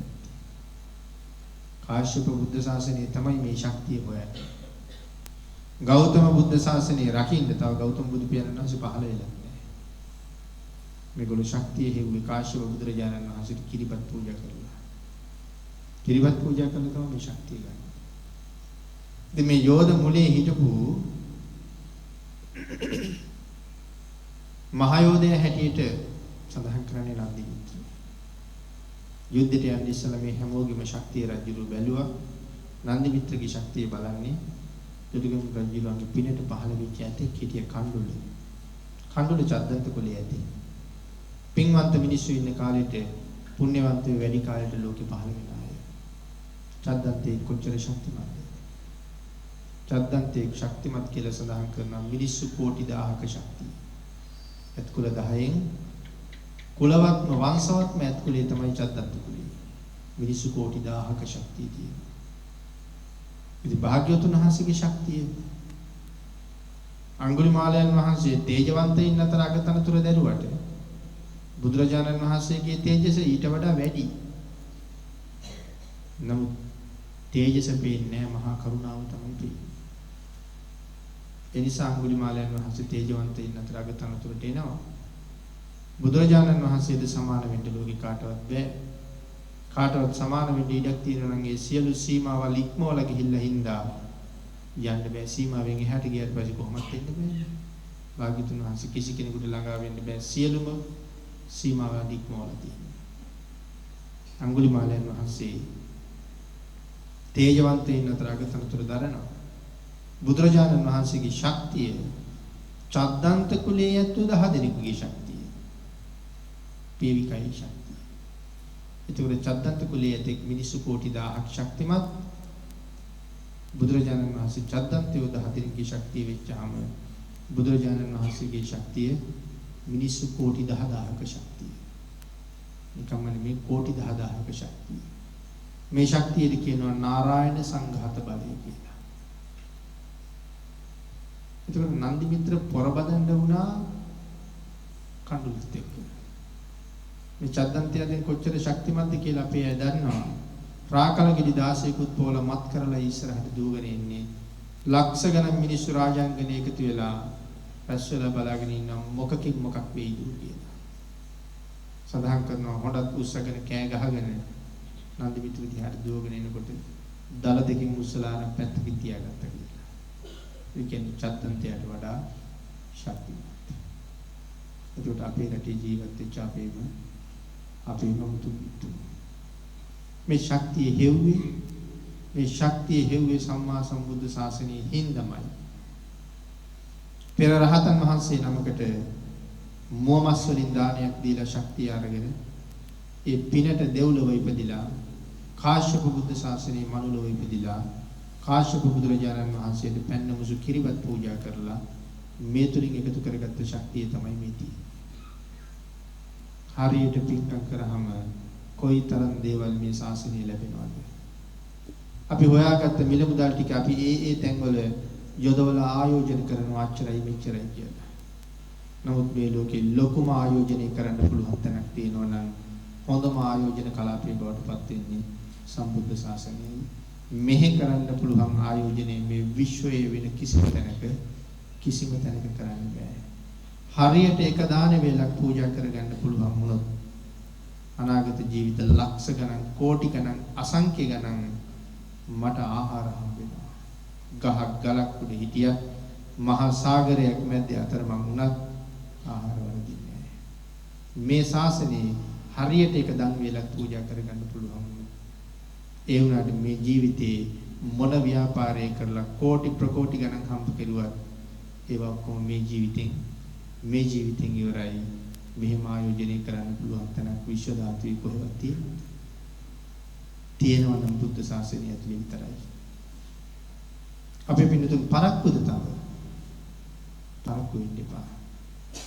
මැරෙන්න කලින් ආයෝජනය කරන්න. මැරෙන්න කලින් හෙට උදේට මැරෙන්න පුළුවන්. හෙට ඒ ආයෝජනය කරන්න ඉන්නවා කියලා කියන්නේ ඒක බොහොම දුප්පත් වැඩක්. ඒක ඊටම අඥාන වැඩක්. මේ කරන්නේ අප්‍රමාණ ආයෝජනය. ඒ ආයෝජනෙන් ඵල නෙලන්න ඔබටත් පුළුවන්. ශාලේ මහත්මයා විශාල ආයෝජනයක් මේ බුද්ධ ශාසනය තුල කරන්නේ.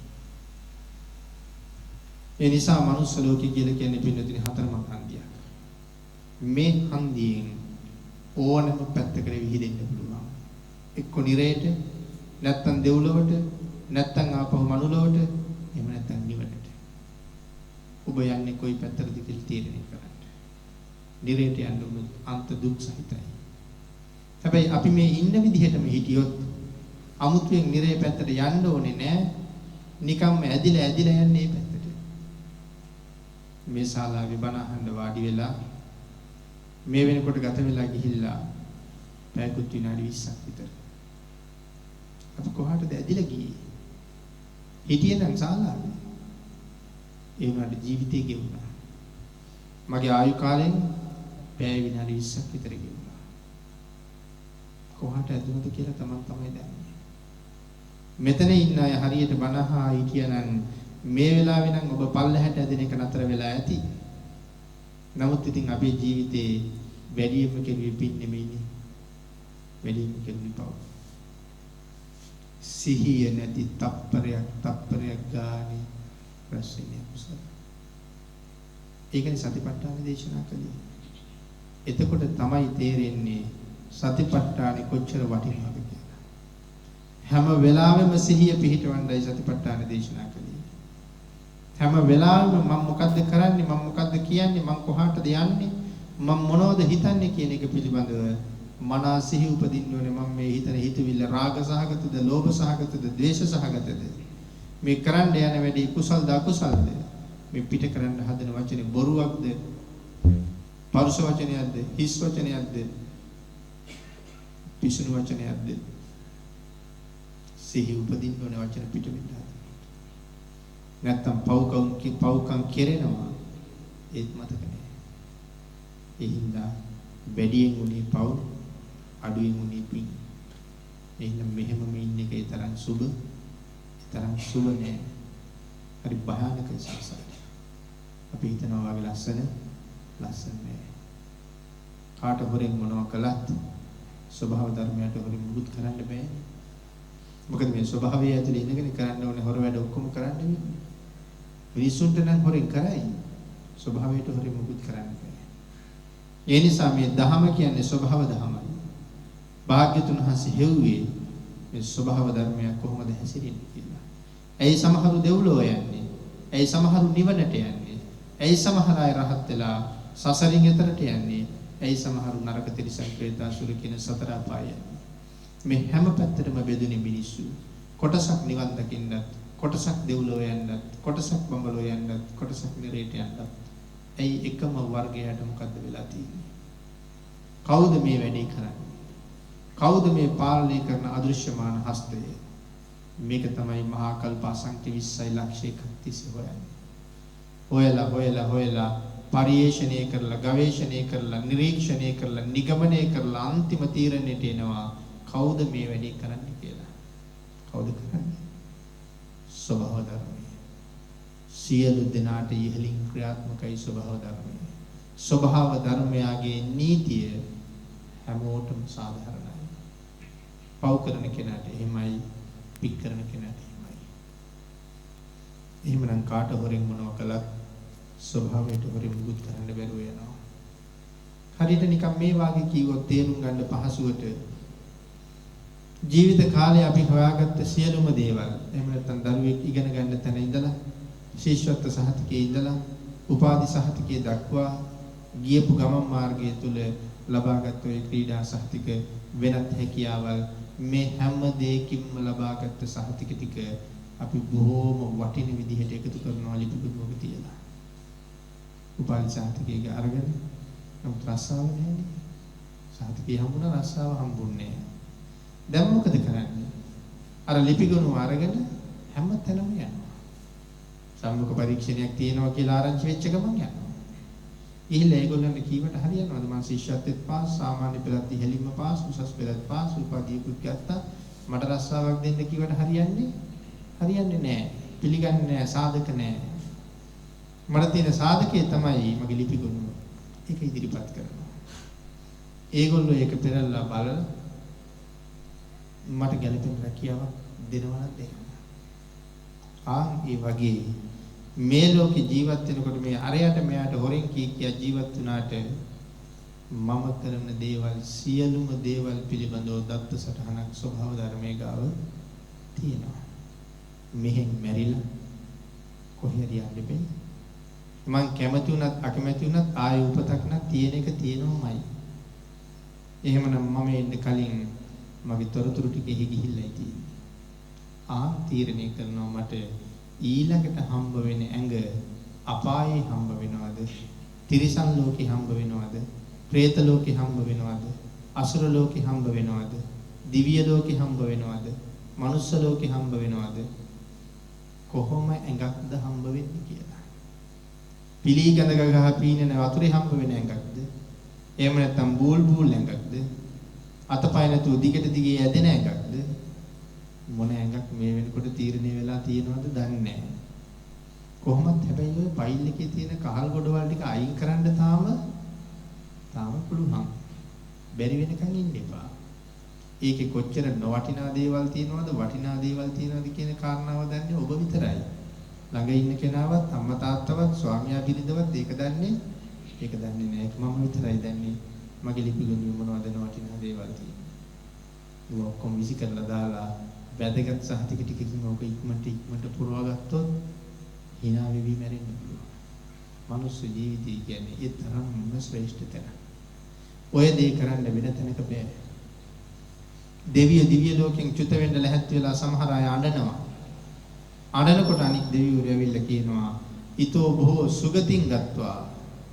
පින්වත මෙහෙන් චුත වෙලා සුගතියට යන්න. එහෙදි බොහෝ පින් කළා අය මෙහෙ එන්න. මේ දෙවියන්ට කොහෙද යන්න කියන්නේ? සුගතියට. ඒ කොහාටද? මානස ලෝකෙට. එතකොට හිතන්නකො දෙයියනේ මමත් එහි ඉඳලා ආව නෙමෙයිද කියලා. ඒ කියන්නේ මම නෙමෙයි ඔබ ගැන හිතන්න. අපි ආවේ එහි ඉඳලා නෙමෙයිද කියලා. ආවේ නම් බොහෝ පින් කරලා ආයෙත් එහි යන්නේ. හැබැයි ආපු කාරණාව අමතක වෙලා තියෙනවා මැරිලා ඉපදිච්ච හින්දා. ඒ හින්දා සත්පුරුෂයෝ ඕනේ කිව්වා ඒක මොන ගෙහෙන්නේ.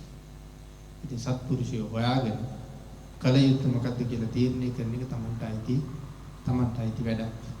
අපි අජානීය පුරුෂයෝ ගැන සඳහන් කළේ අඟුලිමාලත් එවන් අජානීය පුරුෂයෙක්. නමුත් භාග්‍යවතුන් වහන්සේ අඟුලිමාල හොයාගෙන වඩිනවා.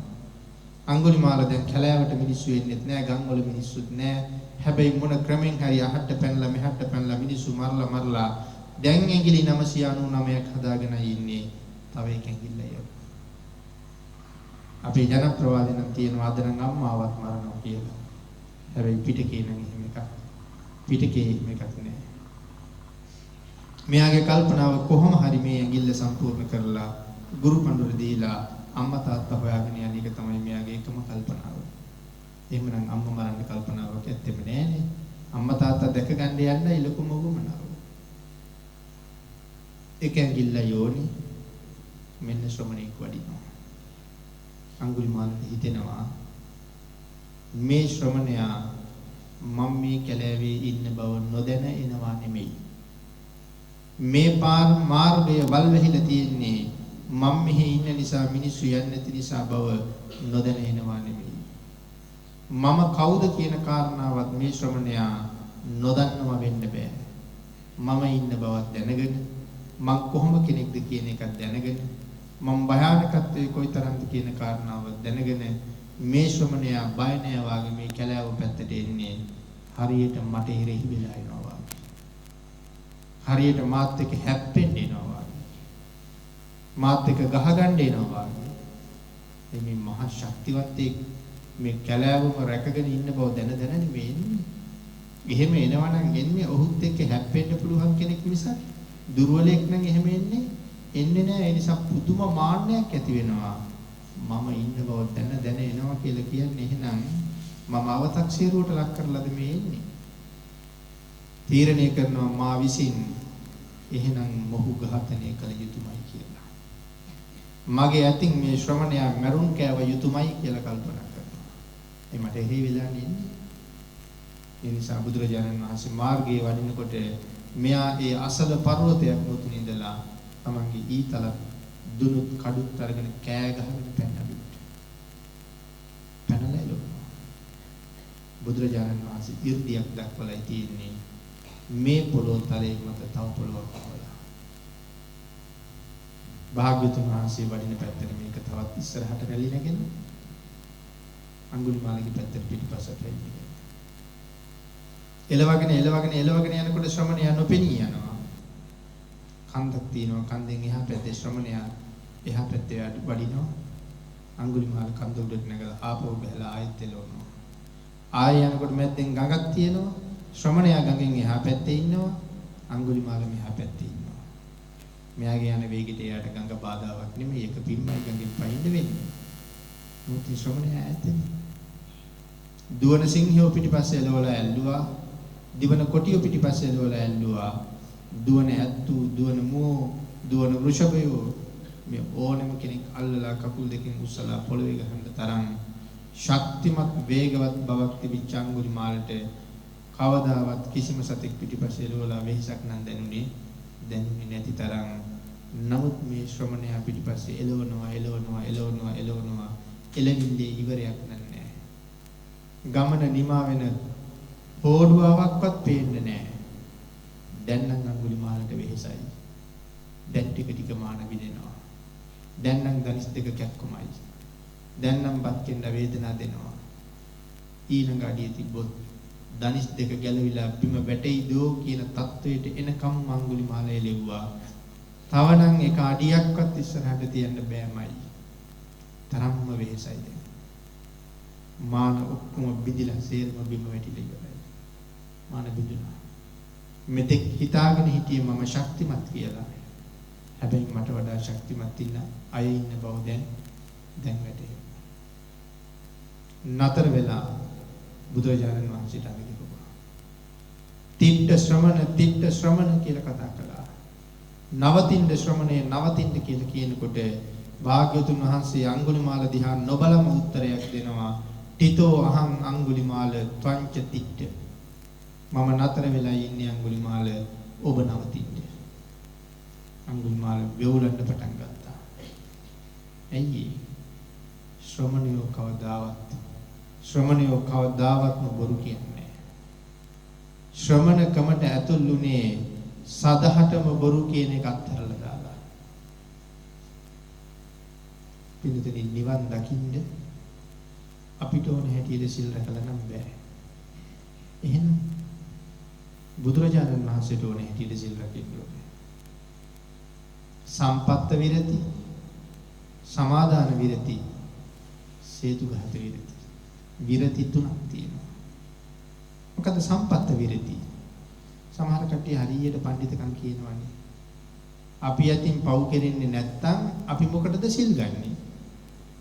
අපි යතින් පව් කෙරෙන්නේ නැත්තම් අපි මොකටද පන්සිල් සමාදන් වෙන්නේ? අපි යතින් ඔයක පවක්වත් කෙරෙන්නේ නැහැ. සිල් ගන්න ඕනේ නැහැ. ඉතින් නිකන් භාග්‍යවතුන් වහන්සේටත් වඩා මහා දැනුම තියන අය අපි අතර ඔය ASCII පස්සේ නැතුව නෙමෙයි. ඉතින් ඒක තමයි මේ කියන්නේ සම්පත්ත විරති. මගේ අම්මා බොරු කිව්වෙත් නෑ, මගේ සීයා බොරු කිව්වෙත් නෑ, මගේ ආච්චි බොරු කිව්වෙත් නෑ, අපේ තාත්තා බොරු කිව්වෙත් නෑ, අපේ පරම්පරාවේ කට්ටිය බොරු කිව්වෙම නෑ. එහෙනම් මම බොරු කියන්නේ නෑ, මට අමුතින් සමාදන් වෙන්න දෙයක් නෑ කියලා හිතුවොත් ඒක අයිති වෙන්නේ සම්පත්ත විරති. ඒක වටින්නේ ඒක හරි දුප්පත් කතාවක්. සමාදන් විරති. සමාදන් වෙනවා ස්වාමීනි භාග්‍යවතුන් වහන්සේ. දිවි හිමියෙන් බොරු කියන්නේ. මං දවස් 10ක් දිවි හිමියෙන් බොරු කියන්නේ. මං අවුරුද්දක් දිවි හිමියෙන් බොරු කියන්නේ. ඒ කියන්නේ කෑලි කැපුවත් මරනවා කිව්වත් මැරුවත් බොරු කියන්නේ නෑ කියන එකයි දිවි හිමියෙන් කියලා කියන්නේ. හැබැයි එහෙම කිව්වොත් ආයි මගදී වෙනත් හේතුවක් නිසා කැඩෙනවා නම් ඒක දිවි හිමියෙන් වෙන්නේ නෑ. ඒක සමාදාන විරති, සේතුඝාත විරති කියලා කියන්නේ. සේතුඝාත විරති කියලා කියන්නේ ආර්ය මාර්ගය හොයාගෙන යන උතුමන් සතු සීලය.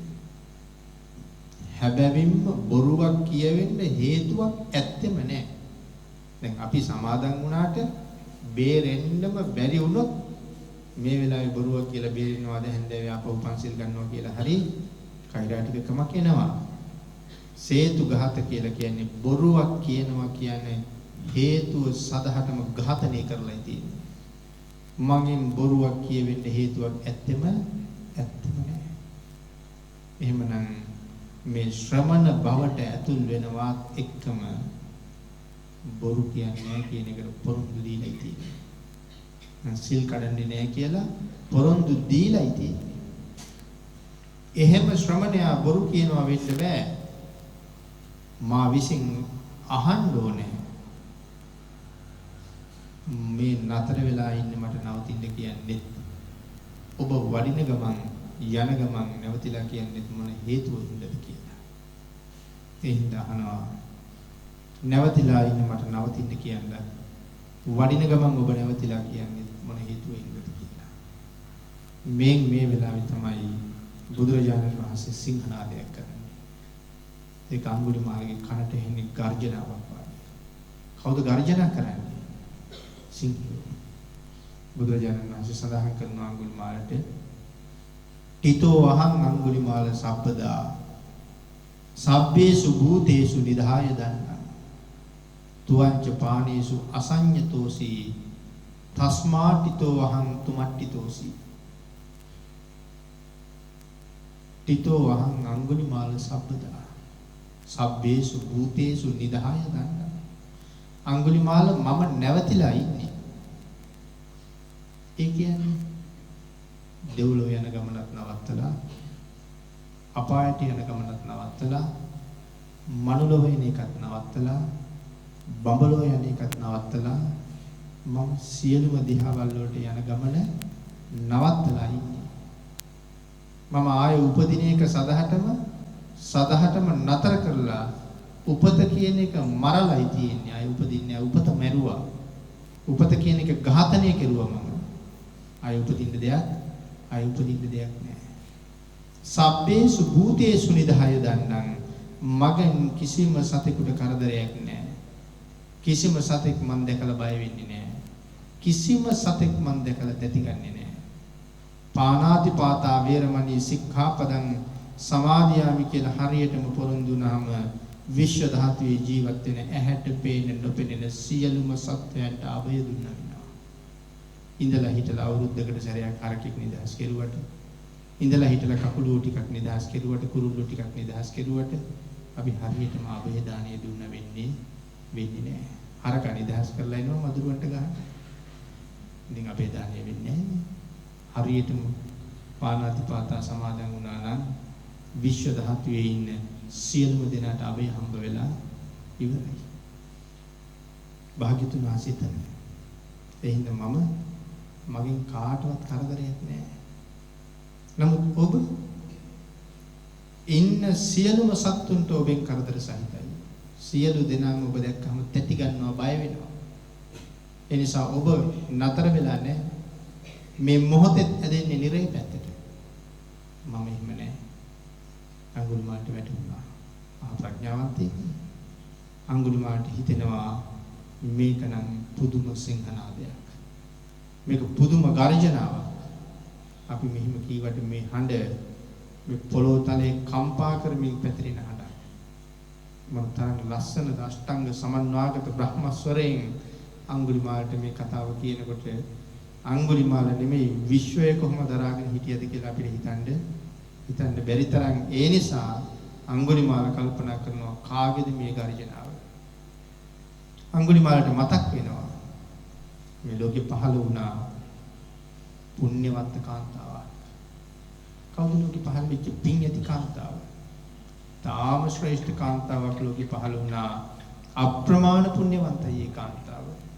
අන්න ඇය ලෝකයට දානය කළා එකම පුතෙක්. මේ කවුරු වෙන්නේ නැද්ද? මහා මායාය පුත්තස්ස සිද්ධාත්තස්ස සමනරඤ්ඤෝ ඒතං ගජ්ජිතං. මේ කාගේවත් හඬ වෙන්න බෑ. මහා මායා දේවින් වහන්සේ විසින් ලෝකයට දානය කොට වදාළ සිද්ධාර්ථ නම් ශ්‍රමණ මහරජුන්ගේ ගර්ජනාව විය හැකි මට මේ ඇහෙන්නේ. පුදුම ප්‍රීතියක් ඇති වෙනවා ඒ මහා ශ්‍රමණ රජුරුවන් වහන්සේ, ඒ සිංහ රාජෝත්තමයන්න් වහන්සේ මම හොයාගෙන වැඩියද කියලා හිතෙනවා. ඉතින් මෙයාට දැනෙන ප්‍රීතිය අපිට වචන කරන්න බැරි තරම් ප්‍රීතියක්. ඒ නිසා මෙයා ඒ ප්‍රීතිය ප්‍රකාශ කරනවා කොයි විදිහටද දැනිච්ච ආකාරය. මහා වනං සමනෝ යං පච්චුපාටි චිරස්සං වතමේ මහිසෝ මහේසින් මහා වනං සමනෝ යං පච්චුපාටි. බොහෝ කාලයකට පස්සේ චිරස්සං වතමේ මහිසෝ මහේසින්ගේ මහා ඍෂි වූ මහා ශ්‍රමණයන් වහන්සේ බොහෝ කාලයකට පස්සේ මහා වනං සමනෝ යං පච්චුපාටි මේ මහා වනාන්තරයට පියවෙන්න. දැන් මේ ශ්‍රමණයන් වහන්සේ මා ඉස්සරහ පිට හිටගෙන ඉන්නවා. සෝහං චරිස්සාමි පහය පාපං සුත්වාන ඝාතං ඵල ධම්ම යුත්තං. ඔබ වහන්සේගේ ධර්මයේ සහිත ගාථා අහලා සෝහං චරිස්සාමි පහය පාපං මේ ලෝකේ පව් මල දුරු කරලා මම ඔබ වහන්සේ අනුව හැසිරෙනවා. ධර්මයේ සහිත ගාථා අහලා මම පාපයෙන් සදහටම නිදහස් වෙනවා. සදාන් කරනවා සොබ්බේ පතාපේ වනපත්ත මච්චි. මෙතෙක් කල ප්‍රාණඝාතය කරපු අවියාවිද ටික ඔක්කොම බිම දැම්මා. බිම දාලා තීරණය කරනවා මගේ ආයුධ තව කෙනෙකුට අහු වෙලා මේ ආයුධ පාවිච්චි කරලා වෙන කිසි කෙනෙකුට සතෙක් මරන්න ඉඩ නොලැබෙන්න ඕනේ. මම සත්තු මරණ එක සදහටම අතහැරියා. මගේ ආයුධයක්වත් අය සත්තු මරන්න එපා. සොබ්බේ කියන්නේ විනාශ වෙච්ච ප්‍රදේශය. කාටවත් යන්න බෑ. ඒ පැත්තට විසිකිරුව කඩු. පතාපේ කියලා කියන්නේ ප්‍රපාතවල මේ කඳු අතර තියෙන හෙල්. ඒ හෙලවල් වලට විසිකිරුවා මේ දුනු ඊතල. වනපත්ත මැජ්ජේ වනාන්තරයේ මැද්දට විසික කවුරුවත් කියන්නේ නැති වනායට මැද්දට. විසි කරලා අඟුලිමාල බුදුරජාණන් වහන්සේ ගාව වඳ වැටුණා. කොයි විදිහට අඟුලිමාල වඳ වැටුණාද? මේ මහ හොරා බුදුරජාණන් වහන්සේගේ පාද වැන්දේය. තථාගතයන් වහන්සේගේ පාද වැන්දේය. පාද වැඳලා බුදුරජාණන් වහන්සේගෙන් ඉල්ලීමක් කරනවා, ස්වාමීනි මම පැවිදි කරන්නසේක්වා. ඔබ වහන්සේගේ ශ්‍රාවකයා බවට පත් කරගන්නාසේක්වා. බුදුරජාණන් වහන්සේ ඉල්ලීමක් කළා. බුදුරජාණන් වහන්සේ බැලුවා මේ වනාන්තරයේ මැද්දේ මෙයා පැවිදි කරන්න පුළුවන්ද? සංසාරී ඊර්ධිමය පාත්‍රාසිරු ලැබෙන බුද්ධ ශාසනයේ ලෞතර බුදු කෙනෙකුට විතරක් සිදු කරන්න පුළුවන් ආශ්චර්යමත් පැවිද්ද ලැබලා දෙන්න පුළුවන් ඒ භික්ෂු පැවිදි උපසම්පදාව.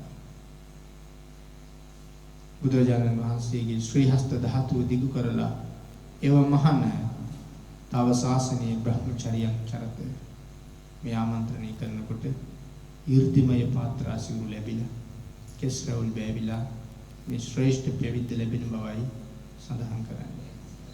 මේ මහා දරුණු හොරා දැන් බුදුරජාණන් වහන්සේගේ පාත්‍රයයි අතිරේක සිවුරයි අතට අරගෙන භාග්‍යතුන් වහන්සේගේ පසු ගමන් කරන ශ්‍රාවක ශ්‍රමණයා බවට පත් වෙලා ඉවරයි. බුදුරජාණන් වහන්සේ ජේතවනාරාමේ යම් තැනකද එතෙන්ට වඩින්න තීරණය කළා. භාග්‍යතුන් වහන්සේ ඉස්සර වුණා. අඟුලිමාලයන් වහන්සේ පිටිපස්සෙන් එන බොහෝම ගරු ගහමින් භාග්‍යතුන් වහන්සේ ගරු සැලකිලි සහිතව. එතකොට දැන් මේ හොරා দমনය කරන්න මේ මහ මිනි මරුවා මතකයි අපේ ඇයි කොයිතරම් ශක්තිමත්ද කියලා. පාවිච්චි කෙරුවේ වචන දෙක.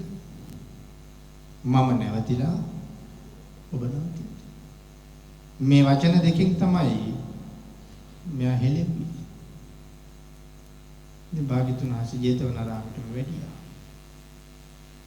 මේ වෙලාවේ අර ගම් නියම් ගම් අතරලා ගියපු අය රජුරවන්ට ගිහිල්ලා කියනවා මේ දරුණු මිනි මරුවගෙන් අපි බේරගන්න කියලා.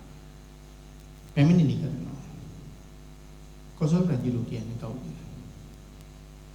ජම්බුද්දීපේ හිටපු මහා සටන්කාමීන් 3 දෙනාගෙන් එක්කෙනෙක්. කොසල් රජුයි බන්දුල මල්ලයි මහා දිලිච්චවි. මහා සටන්කාමී 3 දෙනා. අති ප්‍රබලයි මේ සටන් කරුවෝ 3 දෙනා එක කෙසේ සටන් කරන්නේද කියලාවත් සතුරු රජෙකුට හිතා ගන්නවත් බෑ. මේ මහා සටන්කාමියාට අඟුලිමාල අවශ්‍ය නම් කණෙන් ඇදගෙන ඉන්න පුළුවන් වෙන්න ඕනේ. දඹදිවට මේ රෙහිව යුද්ධ කරන්න පුළුවන්කම තිබුණා. තනියම එහෙනම් ඉතින් අඟුලිමාල ලනවා කියන එක වැඩක්ද? ඒ වුණාට මිනිස්සු පැමිණිලා ඉදිරිපත් කරනකොට කොසල් රජු දෙපාරක් හිතනවා අඟුලිමාල අල්ලන්නේ කොහොමද? වැටෙන්නේ මොකද්ද? එහෙමනම් අඟුලිමාල තවත් කවුද? රජු බයයි. අඟුලිමාල අල්ලන්න යන්න කොසල් රජු බය වෙනවා. නමුත් ජම්බුද්දීපේට ඉන්න මහා සටන්කාමියා මතකද දා තාත්තට කියපු කතාව. එක හොරෙක් මේ රාජ්‍යයේ ඉඳලා මොනව කරන්නද? එහෙමයි යන්නේ. දැන් කොහොමද තනන්නේ? ඒ හින්දා රජු නමුත් නොයක් බෑ තමන්ගේ අභිමානයට කැළලක්. රජු තීරණය කරනවා ඊටාම දක්ෂ අශ්වාරෝහකයෝ 500ක් අරගෙන අඟුලිමාල අල්ලන්න යන්නේ. මේ යන්නේ කැමැත්තෙන් නෙමෙයි මිනිස්සුන්ගෙන් අහන්න වෙනමන මේ අවලාදේ බේරෙන්න. ආත්ම ගෞරවය රැකගන්න. හැබැයි හදවත ඇතුලේ ගෙහි යන්නේ. අඟුලිමාල අපිට බයි දුවන්න පටන් ගත්තොත් අස්සයන්ගේ පිටේ ගිහිල්ලා අල්ලනවා. අඟුලිමාල අපට එළෙව්වොත් අස්සයන්ගේ පිටේ නැගලා රාජ්‍යයටම දුවගෙන එනවා. හැබැයි දැන් අපි දන්නවා රාජ්‍ය දුවන දැන්නවා වුණාට අඟුලිමාල දුවන්න ගත්තොත් මේ අස්සයන්ට එලවන්නත් බෑ. අඟුලිමාල රාජ්‍යරුවන්ට එලවන්න ගත්තොත් මේ අස්සයන්ට රාජ්‍යරුව අර මාලිගාවට දුවන්න වෙන්නේ නෑ. 500 දෙනාටම මරුන් කැම තමයි උරුම වෙන්නේ. නමුත් ඉතින් යනවා මොනව කරන්නද? මගට යනකොට කල්පනා වෙනවා යන්න ඕනේ බුදුරජාණන් වහන්සේ ගාවට. හරි හිතවත් භාග්‍යතුන් වහන්සේට. මං ගිහිල්ලා වැන්දාම අහනවා කොහෙද යන්නේ කියලා. ඊට පස්සේ මම භාග්‍යතුන් වහන්සේට කාරණාව කියනවා. මට මේ ගමනේදී සුබ ප්‍රතිඵල ඇති වෙනවා නම් භාග්‍යතුන් වහන්සේ දේශනා කරයි මහරජය යම් ගමනකට පිටත් වෙන්න තීරණය කළා නම් මේක හොඳම කාලයයි කියලා. මට කරදර වෙනවා නම් මහරජය මේක ඒට සුදුසු කාලය නෙවෙයි කියලා කියනවාමයි. එහෙම වුණොත් කියන දේ බලාගෙන තීරණය ගන්නවා කියලා හිතලා ගිහිල්ලා වැටලා. ජේතවනාරාමයේ යම් තැනකදී දෙන්න ගිහිල්ලා අශ්වයන්ගේ පිටින් බැහැලා පිරිසත් ආවා.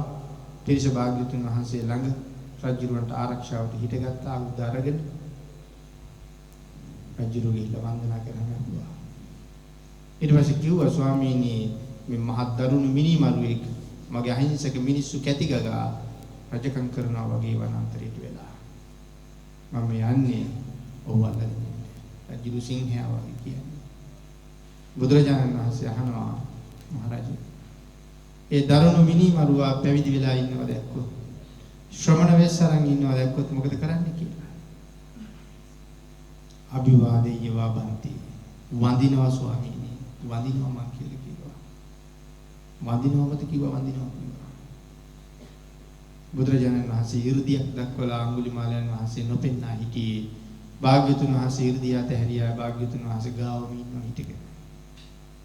සඳහන් කරනවා රජුරු නම් දීවේ නෑ. රජුරුගේ ආරක්ෂකයන්ට මොනවා වුණාද?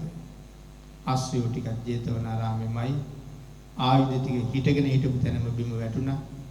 පිරිස හැරිලා කොසල් මාලිගාවටම දුවලා වාසල් පවුරක් වහලා අට්ටාල උඩට නැගලා තමයි බැලුවා කියන්නේ රජුරු කොයි කියලා. මේගොල්ලෝ අරන් තමයි කැලේට යන්න ගියේ. කොසල් රජුරු දීවේ නෑ. මහා සටන්කාමියා හින්දා පොඩි ළමෙක් වෙවුලනවා වගේ රජුරුවන්ගේ දත් එකට ගෙටි ගෙටි වගේ කිටි කිටි කතා වෙන්නේ. භාග්‍යතුන් වහන්සේ දන්නා රජුරු බයයි කියලා. දැන් මේ කරුණ වලින් වැටහෙන්නේ මොකක්ද? අඟුලිමාල කවුද කියලා. ඉතින් බුදුරජාණන් වහන්සේ රජුරුවන් කියනවා මහරජා බය වෙන්න එපා. දැන් කාටවත් මේ ශ්‍රමණයාගෙන් කරදරයක් නෑ. රජු නැගිට්ටා. ටිකක් ළඟට ගියා. ඔබ වහන්සේගේ අම්මයි තාත්තයි කවුද කියලා ඇහුවා. මගේ අම්මා මන්තාන. මගේ තාත්තා භග්ග කියන බ්‍රාහ්මණයා. රජුන්ට දුක හිතුණා. ඒ හඬේ තිබිච්ච නිමිච්ච බව. රජු කියනවා ස්වාමීනි අඟුලිමාල කියලා කියන්නේ මිනිමරුවෙක්. නමුත් ඔබ වහන්සේට මේ මිනිමරුවගේ නම ගැලපෙන්නේ නැහැ. මහා අපරාධයක් ඔබ වහන්සේට මිනිමරුවගේ නම. කොසල් රජු අඟුලිමාලයන් වහන්සේට නම තිබ්බා. මොකද්ද හැබෑවට අඟුලිමාල රහතන් වහන්සේගේ නම? අපි අද කියන්නේ අඟුලිමාල ආමතුරු කියලා. කොසල් රජු තමයි නම තිබ්බේ. සාරි බැමිණියගේ පුතා සාරිපුත්ත. මොග්ගලී බැමිණියගේ පුතා මොග්ගලලා. මන්තානි බැමිණියගේ පුතා කොසල් රජු නම් තියෙනවා. මන්තානි පුත්ත මහා ගර්ගයන් වහන්සේ කියලා. අම්මගේ තාත්තගේ දෙන්නගේම නම එකතු කළා. කොසල් රජු ළඟට ගිහින් කිව්වා ස්වාමීනි ශ්‍රේෂ්ඨයි. ඔබ වහන්සේට දිවි හිමියෙන් සිව්පසෙන් උපස්ථාන කරන්න මම බැඳිලා ඉන්නවා ස්වාමීනි. අඟුලිමාලයන් වහන්සේ සඳහන් කරනවා මහරජා අවශ්‍ය නැහැ. ඒකේ මහා මාන්නයකටද? නෑ. මේ වෙනකොට සඳහන් කරනවා දුතාංග 13ම දරනවා කියලා. මහරජා පාත්‍රා සිවුරු සම්පූර්ණයි. පාත්‍රා තියෙනවා. තුන් සිවුරු සම්පූර්ණයි. මටයි වෙන මොකවත් අවශ්‍ය නැහැ. රජු පිටිපස්සට ඇවිල්ලා බුදුරජාණන් වහන්සේට බැඳලා රජු යන්න ගියා. අඟුලිමාලයන් වහන්සේ පහවදා උදී පින්ඩපාත වෙදියා. හැබැයි දානින හම්බුනේ කිසි කෙනෙක් දන් දුන්නේ නැහැ. ඒ දන් දුන්නේ නැත්තේ බයට. ඒ පින්ඩපාතේ වඩිනකොට උන්වහන්සේට මොන ගෙහුණ එක ගෙදරක කාන්තාවක් වේදනාවෙන් කෑ ගන්නවා. ඔය ගෙදර මතක තියාගත්තා. පිඬුසිඟා වඩින වෙලාව පහ වුණා. පාත්‍රයේ හිස් අතින් අරගෙන ආපහු හැරුණා. බුදුරජාණන් වහන්සේ ළඟට ගිහිල්ලා කියනවා ස්වාමීනි එක ගෙදරක කාන්තාවක් හැරලා කිලිස්සන්ති වත භෝ සත්තා කිලිස්සන්ති වත භෝ සත්තා ස්වාමීනි මේ මිනිස්සු හරියට සංසාරේ දුක් විඳිනවා. එදා කොහොමද අද කොහොමද වචන වල වෙනස? අනුකම්පාවක් ඇති වුණා ස්වාමීනි මට. එහෙමද? බුදුරජාණන් වහන්සේ පිළිතක් ඉගෙනුවා. අඟුලිමාල යන්නේ ගෙදර.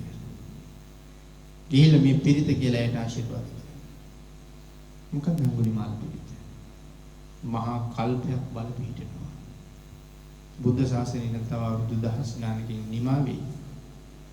ඊළඟ බුද්ධාන්තරයේ එන්න තව බොහෝ කල් මේ ධර්මස්කන්ධයම විනාශ වෙලා අතුරුදහන් වෙයි. හැබැයි අඟුලිමාල පිළිතේ බල පවතිනවා මහා කල්පයක්. තරම්ම භාග්‍යතුන් වහන්සේ බල පිහිටවල දේශනා කිරුවේ කාන්තාවන්ට ඒක පාඩම් නැත්නම් ඒතරම්ම දුකයි. කාන්තාවන්ට තමයි ඒකේ ලොකු ප්‍රයෝජනෙ තියෙන්නේ. අද මේ දැන් හරියට සීලයක පිහිටලා හරියට වචන උච්චාරණය කරලා පෙන් ටිකක් මතුරලා කුසේ ගෑවා. පෙන් ටිකක් පෙන් උගරක් පානය කෙරුවා. ඔබට ඒකෙන් ලැබෙන සුවය ඔබ එය මේ ජීවිතේ කරලා අත්විඳලා බලන්න. එතකොට ඔබේ ශ්‍රද්ධාව බොහොම වැඩි. කොයිතරම් ශ්‍රේෂ්ඨද සම්මා සම්බුදු පියාණන් වහන්සේගේ වචන පෙළ කියලා. යතෝහම් භගිනී ජාතෝ ජාත්‍යා නාවිජානාමි සංචිච්ඡපානා ජීවිතා වෝරූපේතා තේන සච්චේන සොත්තිතේ හෝතු සොත්ති ගබ්බස්වාති. සහෝදරිය මගේ ජීවිතෙන් කවදාවත් කිසිම ප්‍රාණියෙකුගේ ජීවිතේ තොරණ කළ බව සත්‍ය නම් ඒ සත්‍යානුභව බලයෙන් ඔබට සිතක් වේවා ගැබට සිතක් වේවා. අඟුලිමාල ස්වාමීන් වහන්සේ බුදුරජාණන් වහන්සේට මොනවා කිව්වද? ස්වාමීනි එහෙම කිව්වොත් මා සම්පජාන මුසාවාද කිව්වා වෙනවා. මොනවද මේ සම්පජාන මුසාවාද? අපි කියන්නේ යන්නේ සම්පජාන මුසාවාද. දැන බොරු කියනවා. සම්පජාන මුසාවාද කියන්නේ දැනගෙන බොරුවක් බව දැනගෙන කියන එකට කියනවා සම්පජාන මුසාවාදය කියලා. එතකොට ඉපදිච්ච දවසේ ඉඳලා කිසිම ප්‍රාණියෙක් මැරුවේ නැද්ද? එක්කෙනෙක්. ඒකයි එහෙම කියන්නේ. එහෙම. අඟුලිමාලයන් වහන්සේ කොතනද ඉන්නේ කියලා භාග්‍යතුන් වහන්සේ බලන්නේ. බලන්න හොඳ සිහියේ. පිළිද වෙනස් කළා. යතෝහම් භගිනී අරියාය ජාතිය. සහෝදරිය මේ ආර්ය ජාතියේ ඉපදිච්ච දා පටන් මං කිසිම ප්‍රාණියෙකුගේ දිවිතොර නොකළ බව සත්‍ය නම් ඒ සත්‍යානුභව බලයෙන් ඔබට සිතක් වේවා ගැබට සිතක් වේවා කියලා ආශිර්වාද කරන්න කිව්වා. කෙනෙක් තර්කයක් කරන්න පුළුවන් කියලා සඳහන් කරනවා.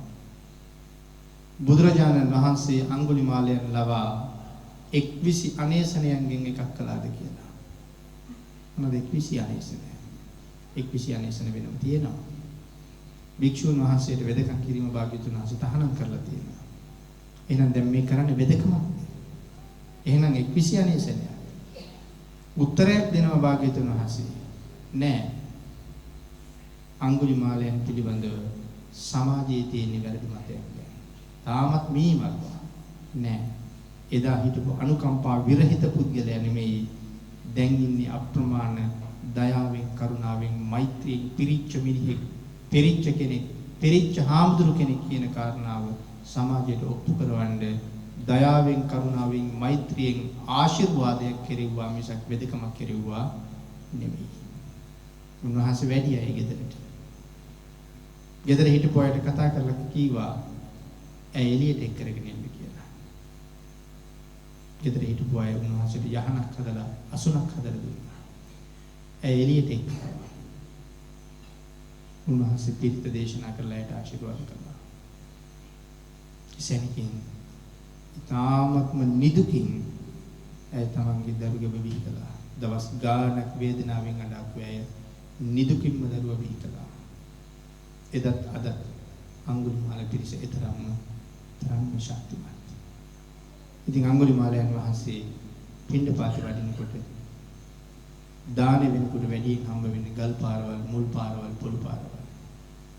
මේ උන්වහන්සේට ගහනවද මිනිස්සු? නෑ. කොහාට ගලකින් ගැහුවත්, කොහාට පොල්ලකින් ගැහුවත් වදින්නේ අඟුලිමාල හාමුදුරුවන්ට. ඒ ආසන්නයේ ඉන්නවනම්, ඒ පාරේ ඉන්නවනම්, ඒ පැත්තේ ඉන්නවනම් උන්වහන්සේ හොයාගෙන එනවා ඒක. ඉතින් හැමදාම සිවුරු විරිලා, හැමදාම ඔළුව පැලිලා, හැමදාම තුවාල වෙලා, හැමදාම සමහර දවස්වල පාත්‍රෙත් බිඳිලා ලේ පෙරාගෙන තමයි එන්නේ. ඉතින් භාග්‍යතුන් වහන්සේට ඇවිල්ලා කීවා, ස්වාමීනි මේ හැමදාම මේ දුක. හැබැයි පින්නතිනේ එදා බුදුරජාණන් වහන්සේ කතා කරන්නේ බ්‍රාහ්මණයා කියලා. බ්‍රාහ්මණයා කියන රහතන් වහන්සේට. එහෙනම් මේ වෙනකොට රහත් වුණා විය හැකියි. බ්‍රාහ්මණය ඔබ විසින් කරපු පව බුද්ධාන්තර ගණනාවක් නිරේ දුක් විඳින්න තරම් පව කළා. නමුත් ඔබට නිරයතියා නිරේ උණුසුමවත් දැනෙන්නේ නෑ දැන්. නමුත් කරපු පව වලින් මේ ලෝකේ විපාක දෙන කොටසක් තියෙනවා. රහත් වුණා. ඒක ඉතුරුයි. එහෙනම් මේ විදින ටික නිරා දුකත් එක්ක බලහම ඔය පොළු පාරවල්, ගල් පාරවල් ආශිර්වාදවල් වගේ. ඔබ බොහොම සැනසීමක් ඉන්ද්‍රිය ඊට වඩා අති භයානකයි දරුණේ. රහත් වෙලා නම් අඟුලිමාලයන් වහන්සේට නිරේ වැටෙනවා. පුදුම ප්‍රීතියක් ඇති වෙනවා. මම මේ භයානක නිරයෙන් මිදෙවුවා නේද මේ මහා වීරයා. දෙනිසා උන්වහන්සේ උදාන වාක්‍ය ගණනාවක් දේශනා කරනවා. අපි උදාන ටික සාකච්ඡා නොකර ඉමු. උන්වහන්සේ සඳහන් කරන එක උදානයක හරියට කොයි වගේද යමෙක් කර කර හිටපු පව් මලාත හැරලා දාලා භාග්‍යවතුන් වහන්සේගේ ශාසනය තුල සිල් ගුණ ආරක්ෂා කරමින් සැනසෙනව නම් ඔහු සදාකාලිකවම ආරක්ෂා වෙනවා. ඔහු කොයි වගේද හරියට වලා ගැබෙන් විදුන සඳක් වගේ ඔහු දීප්තිමත් වෙනවා. මේ ආදි වශයෙන් උදාන ගණනාවක් දේශනා කළා. එනම් මේ අඟුලිමාලයන් මේ තරම්ම භයානක දරුණු පුජ්‍යලයා দমনය කරන්න කිසිම ආයුධයක් තබා පොල් කූරක් තරම් වේවැලක් තරම් උපකරණයක්වත් භාග්‍යතුන් වහන්සේ පාවිච්චි කළේ නෑ. මම නැවතිලා ඔබ නවතින්නේ. කරුණාව පිරිච්ච මෛත්‍රිය උතුරන මේ වචන කීපේ විතරයි අඟුලිමාලයන්ගේ කනට භාග්‍යතුන් වහන්සේ වැක්කේ. ඒක ඔහුගේ කනට වැටුනේ මේ පෙනිබින්දු කන්දිගේ ගමක් කරනවා වගේ පුදුම මිහිරක්, පුදුම රසයක්, පුදුම නිමීමක් දන ගැහුණා මේ වචන ටිකකින්. මෙතෙක් කාටවත් දන ගැහුවේ නෑ. ආයුධ බිම වැටුණා, ධනිස් දෙක නැමුණා බුදුරජාණන් වහන්සේලා. කිසිම කෙනෙකුට ශාස්ත්‍රයෙන් අදණ්ඩයෙන් කරන්න බැරි වැඩ. රජුරු ඇහුවා ස්වාමීනි මේ දරුණු පුජ්‍යලයා ඔබ වහන්සේ දමනය කළේ. පුරිස ධර්ම සාරති ගුණයට එක උපමාවක් තමයි පැය දෙකක් අපි මේ සාකච්ඡා කරේ. එහෙනම් සම්මා සම්බුදු පියාණන් වහන්සේගේ අනන්ත ගුණ කදම්බය ඔබටයි මටයි අනුකම්පාවෙන් භාග්‍යතුන් වහන්සේ විසින්ම ගුණ නාමයකට කෙටි කරලා දජග්ග සූත්‍රයෙන් ලෝකයට දානය කළ අපිට අනුකම්පාවෙන්. අනේ අහිංසකයෝ මේ ලෝකේ ඉපදිලා ඉගෙන ගන්න පුළුවන් තරම් ඉගෙනගෙන උපාධිය අරගෙන පාස් වෙලා රැකී ආරක්ෂාත් කරලා මහා මාන්නකාර ජීවිත ජීවලා මැරිලා යනවා. ඉතිපිසෝ ගාථාවේ තේරුමවත් නැහැ. මොනතරම් අහිංසකද, මොනතරම් දුප්පත්ද. කෝටි ගණන් තිබුණට වැඩක් නැහැ. ඒ ඔක්කොම මෙහි තියලා යන්නේ. ඒ නිසා මේ ගුණ පාඨය හොන්ට හදාරලා භාග්‍යතුන් වහන්සේට බැඳලවත් මැරෙන්න පුළුවන් ජීවිතයක් ඔබට ගත කරන්න ශක්තිය, ධෛර්යය, වාග්ය, වාසනාව උදා වේවා. භාග්‍යවතුන් වහන්සේගේ සරණ නිරන්තරයෙන් ලැබේවා. වහවහ බුදුන් සරණ යන්න ඔබට සිත් පහළ වේවා. සැබෑ බෞද්ධයෙක් හැටියට අභිමානවත් විදිහට මාර්ගය දැකලා hina වෙලා මැරෙන්න පුළුවන් ජීවිතයක් ගත කරන්න ලොකු කුඩා සියලු දෙනාටම ශක්තිය, ධෛර්යය, වාග්ය, වාසනාව උදා වේවා කියලා ආශිර්වාද කරනවා.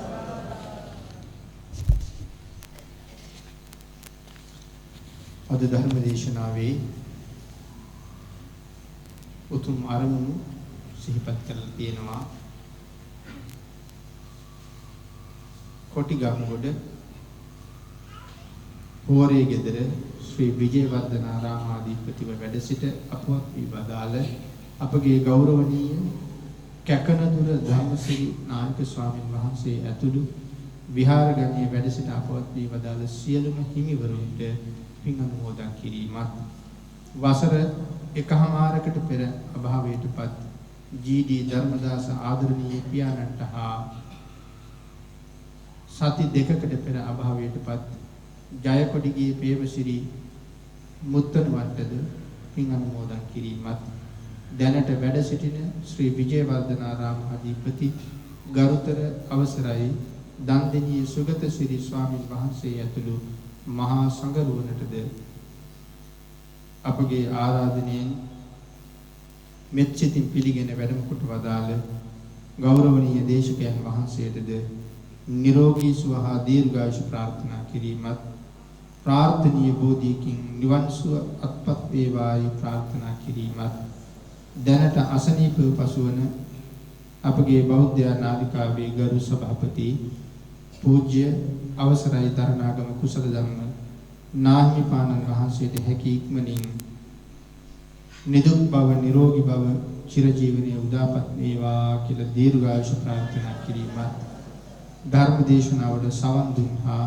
නොයෙකුත් උදව් උපකාර කළ සියලු පින්වතුන්ට චතුරාර්ය සත්‍ය ධර්ම අවබෝධය වේවායි පින් ප්‍රාර්ථනා කිරීමත් පළමුවෙනි උපන්දිනයේ සමරන ජෙනුලි ජොහන්සා දියණියට සිඟිති දියණියට හා ඇගේ සොහොයුරියන්ටද සියලුම කුඩා දරු දෙරියන්ටද යහපත් අනාගතයකට තුනුරුවන්ගේ ආශිර්වාදය ප්‍රාර්ථනා කිරීමත් සාලිය මහත්මයාගේ උතුම් ප්‍රාර්ථනාවන් අතර සිහිපත් කරනවා.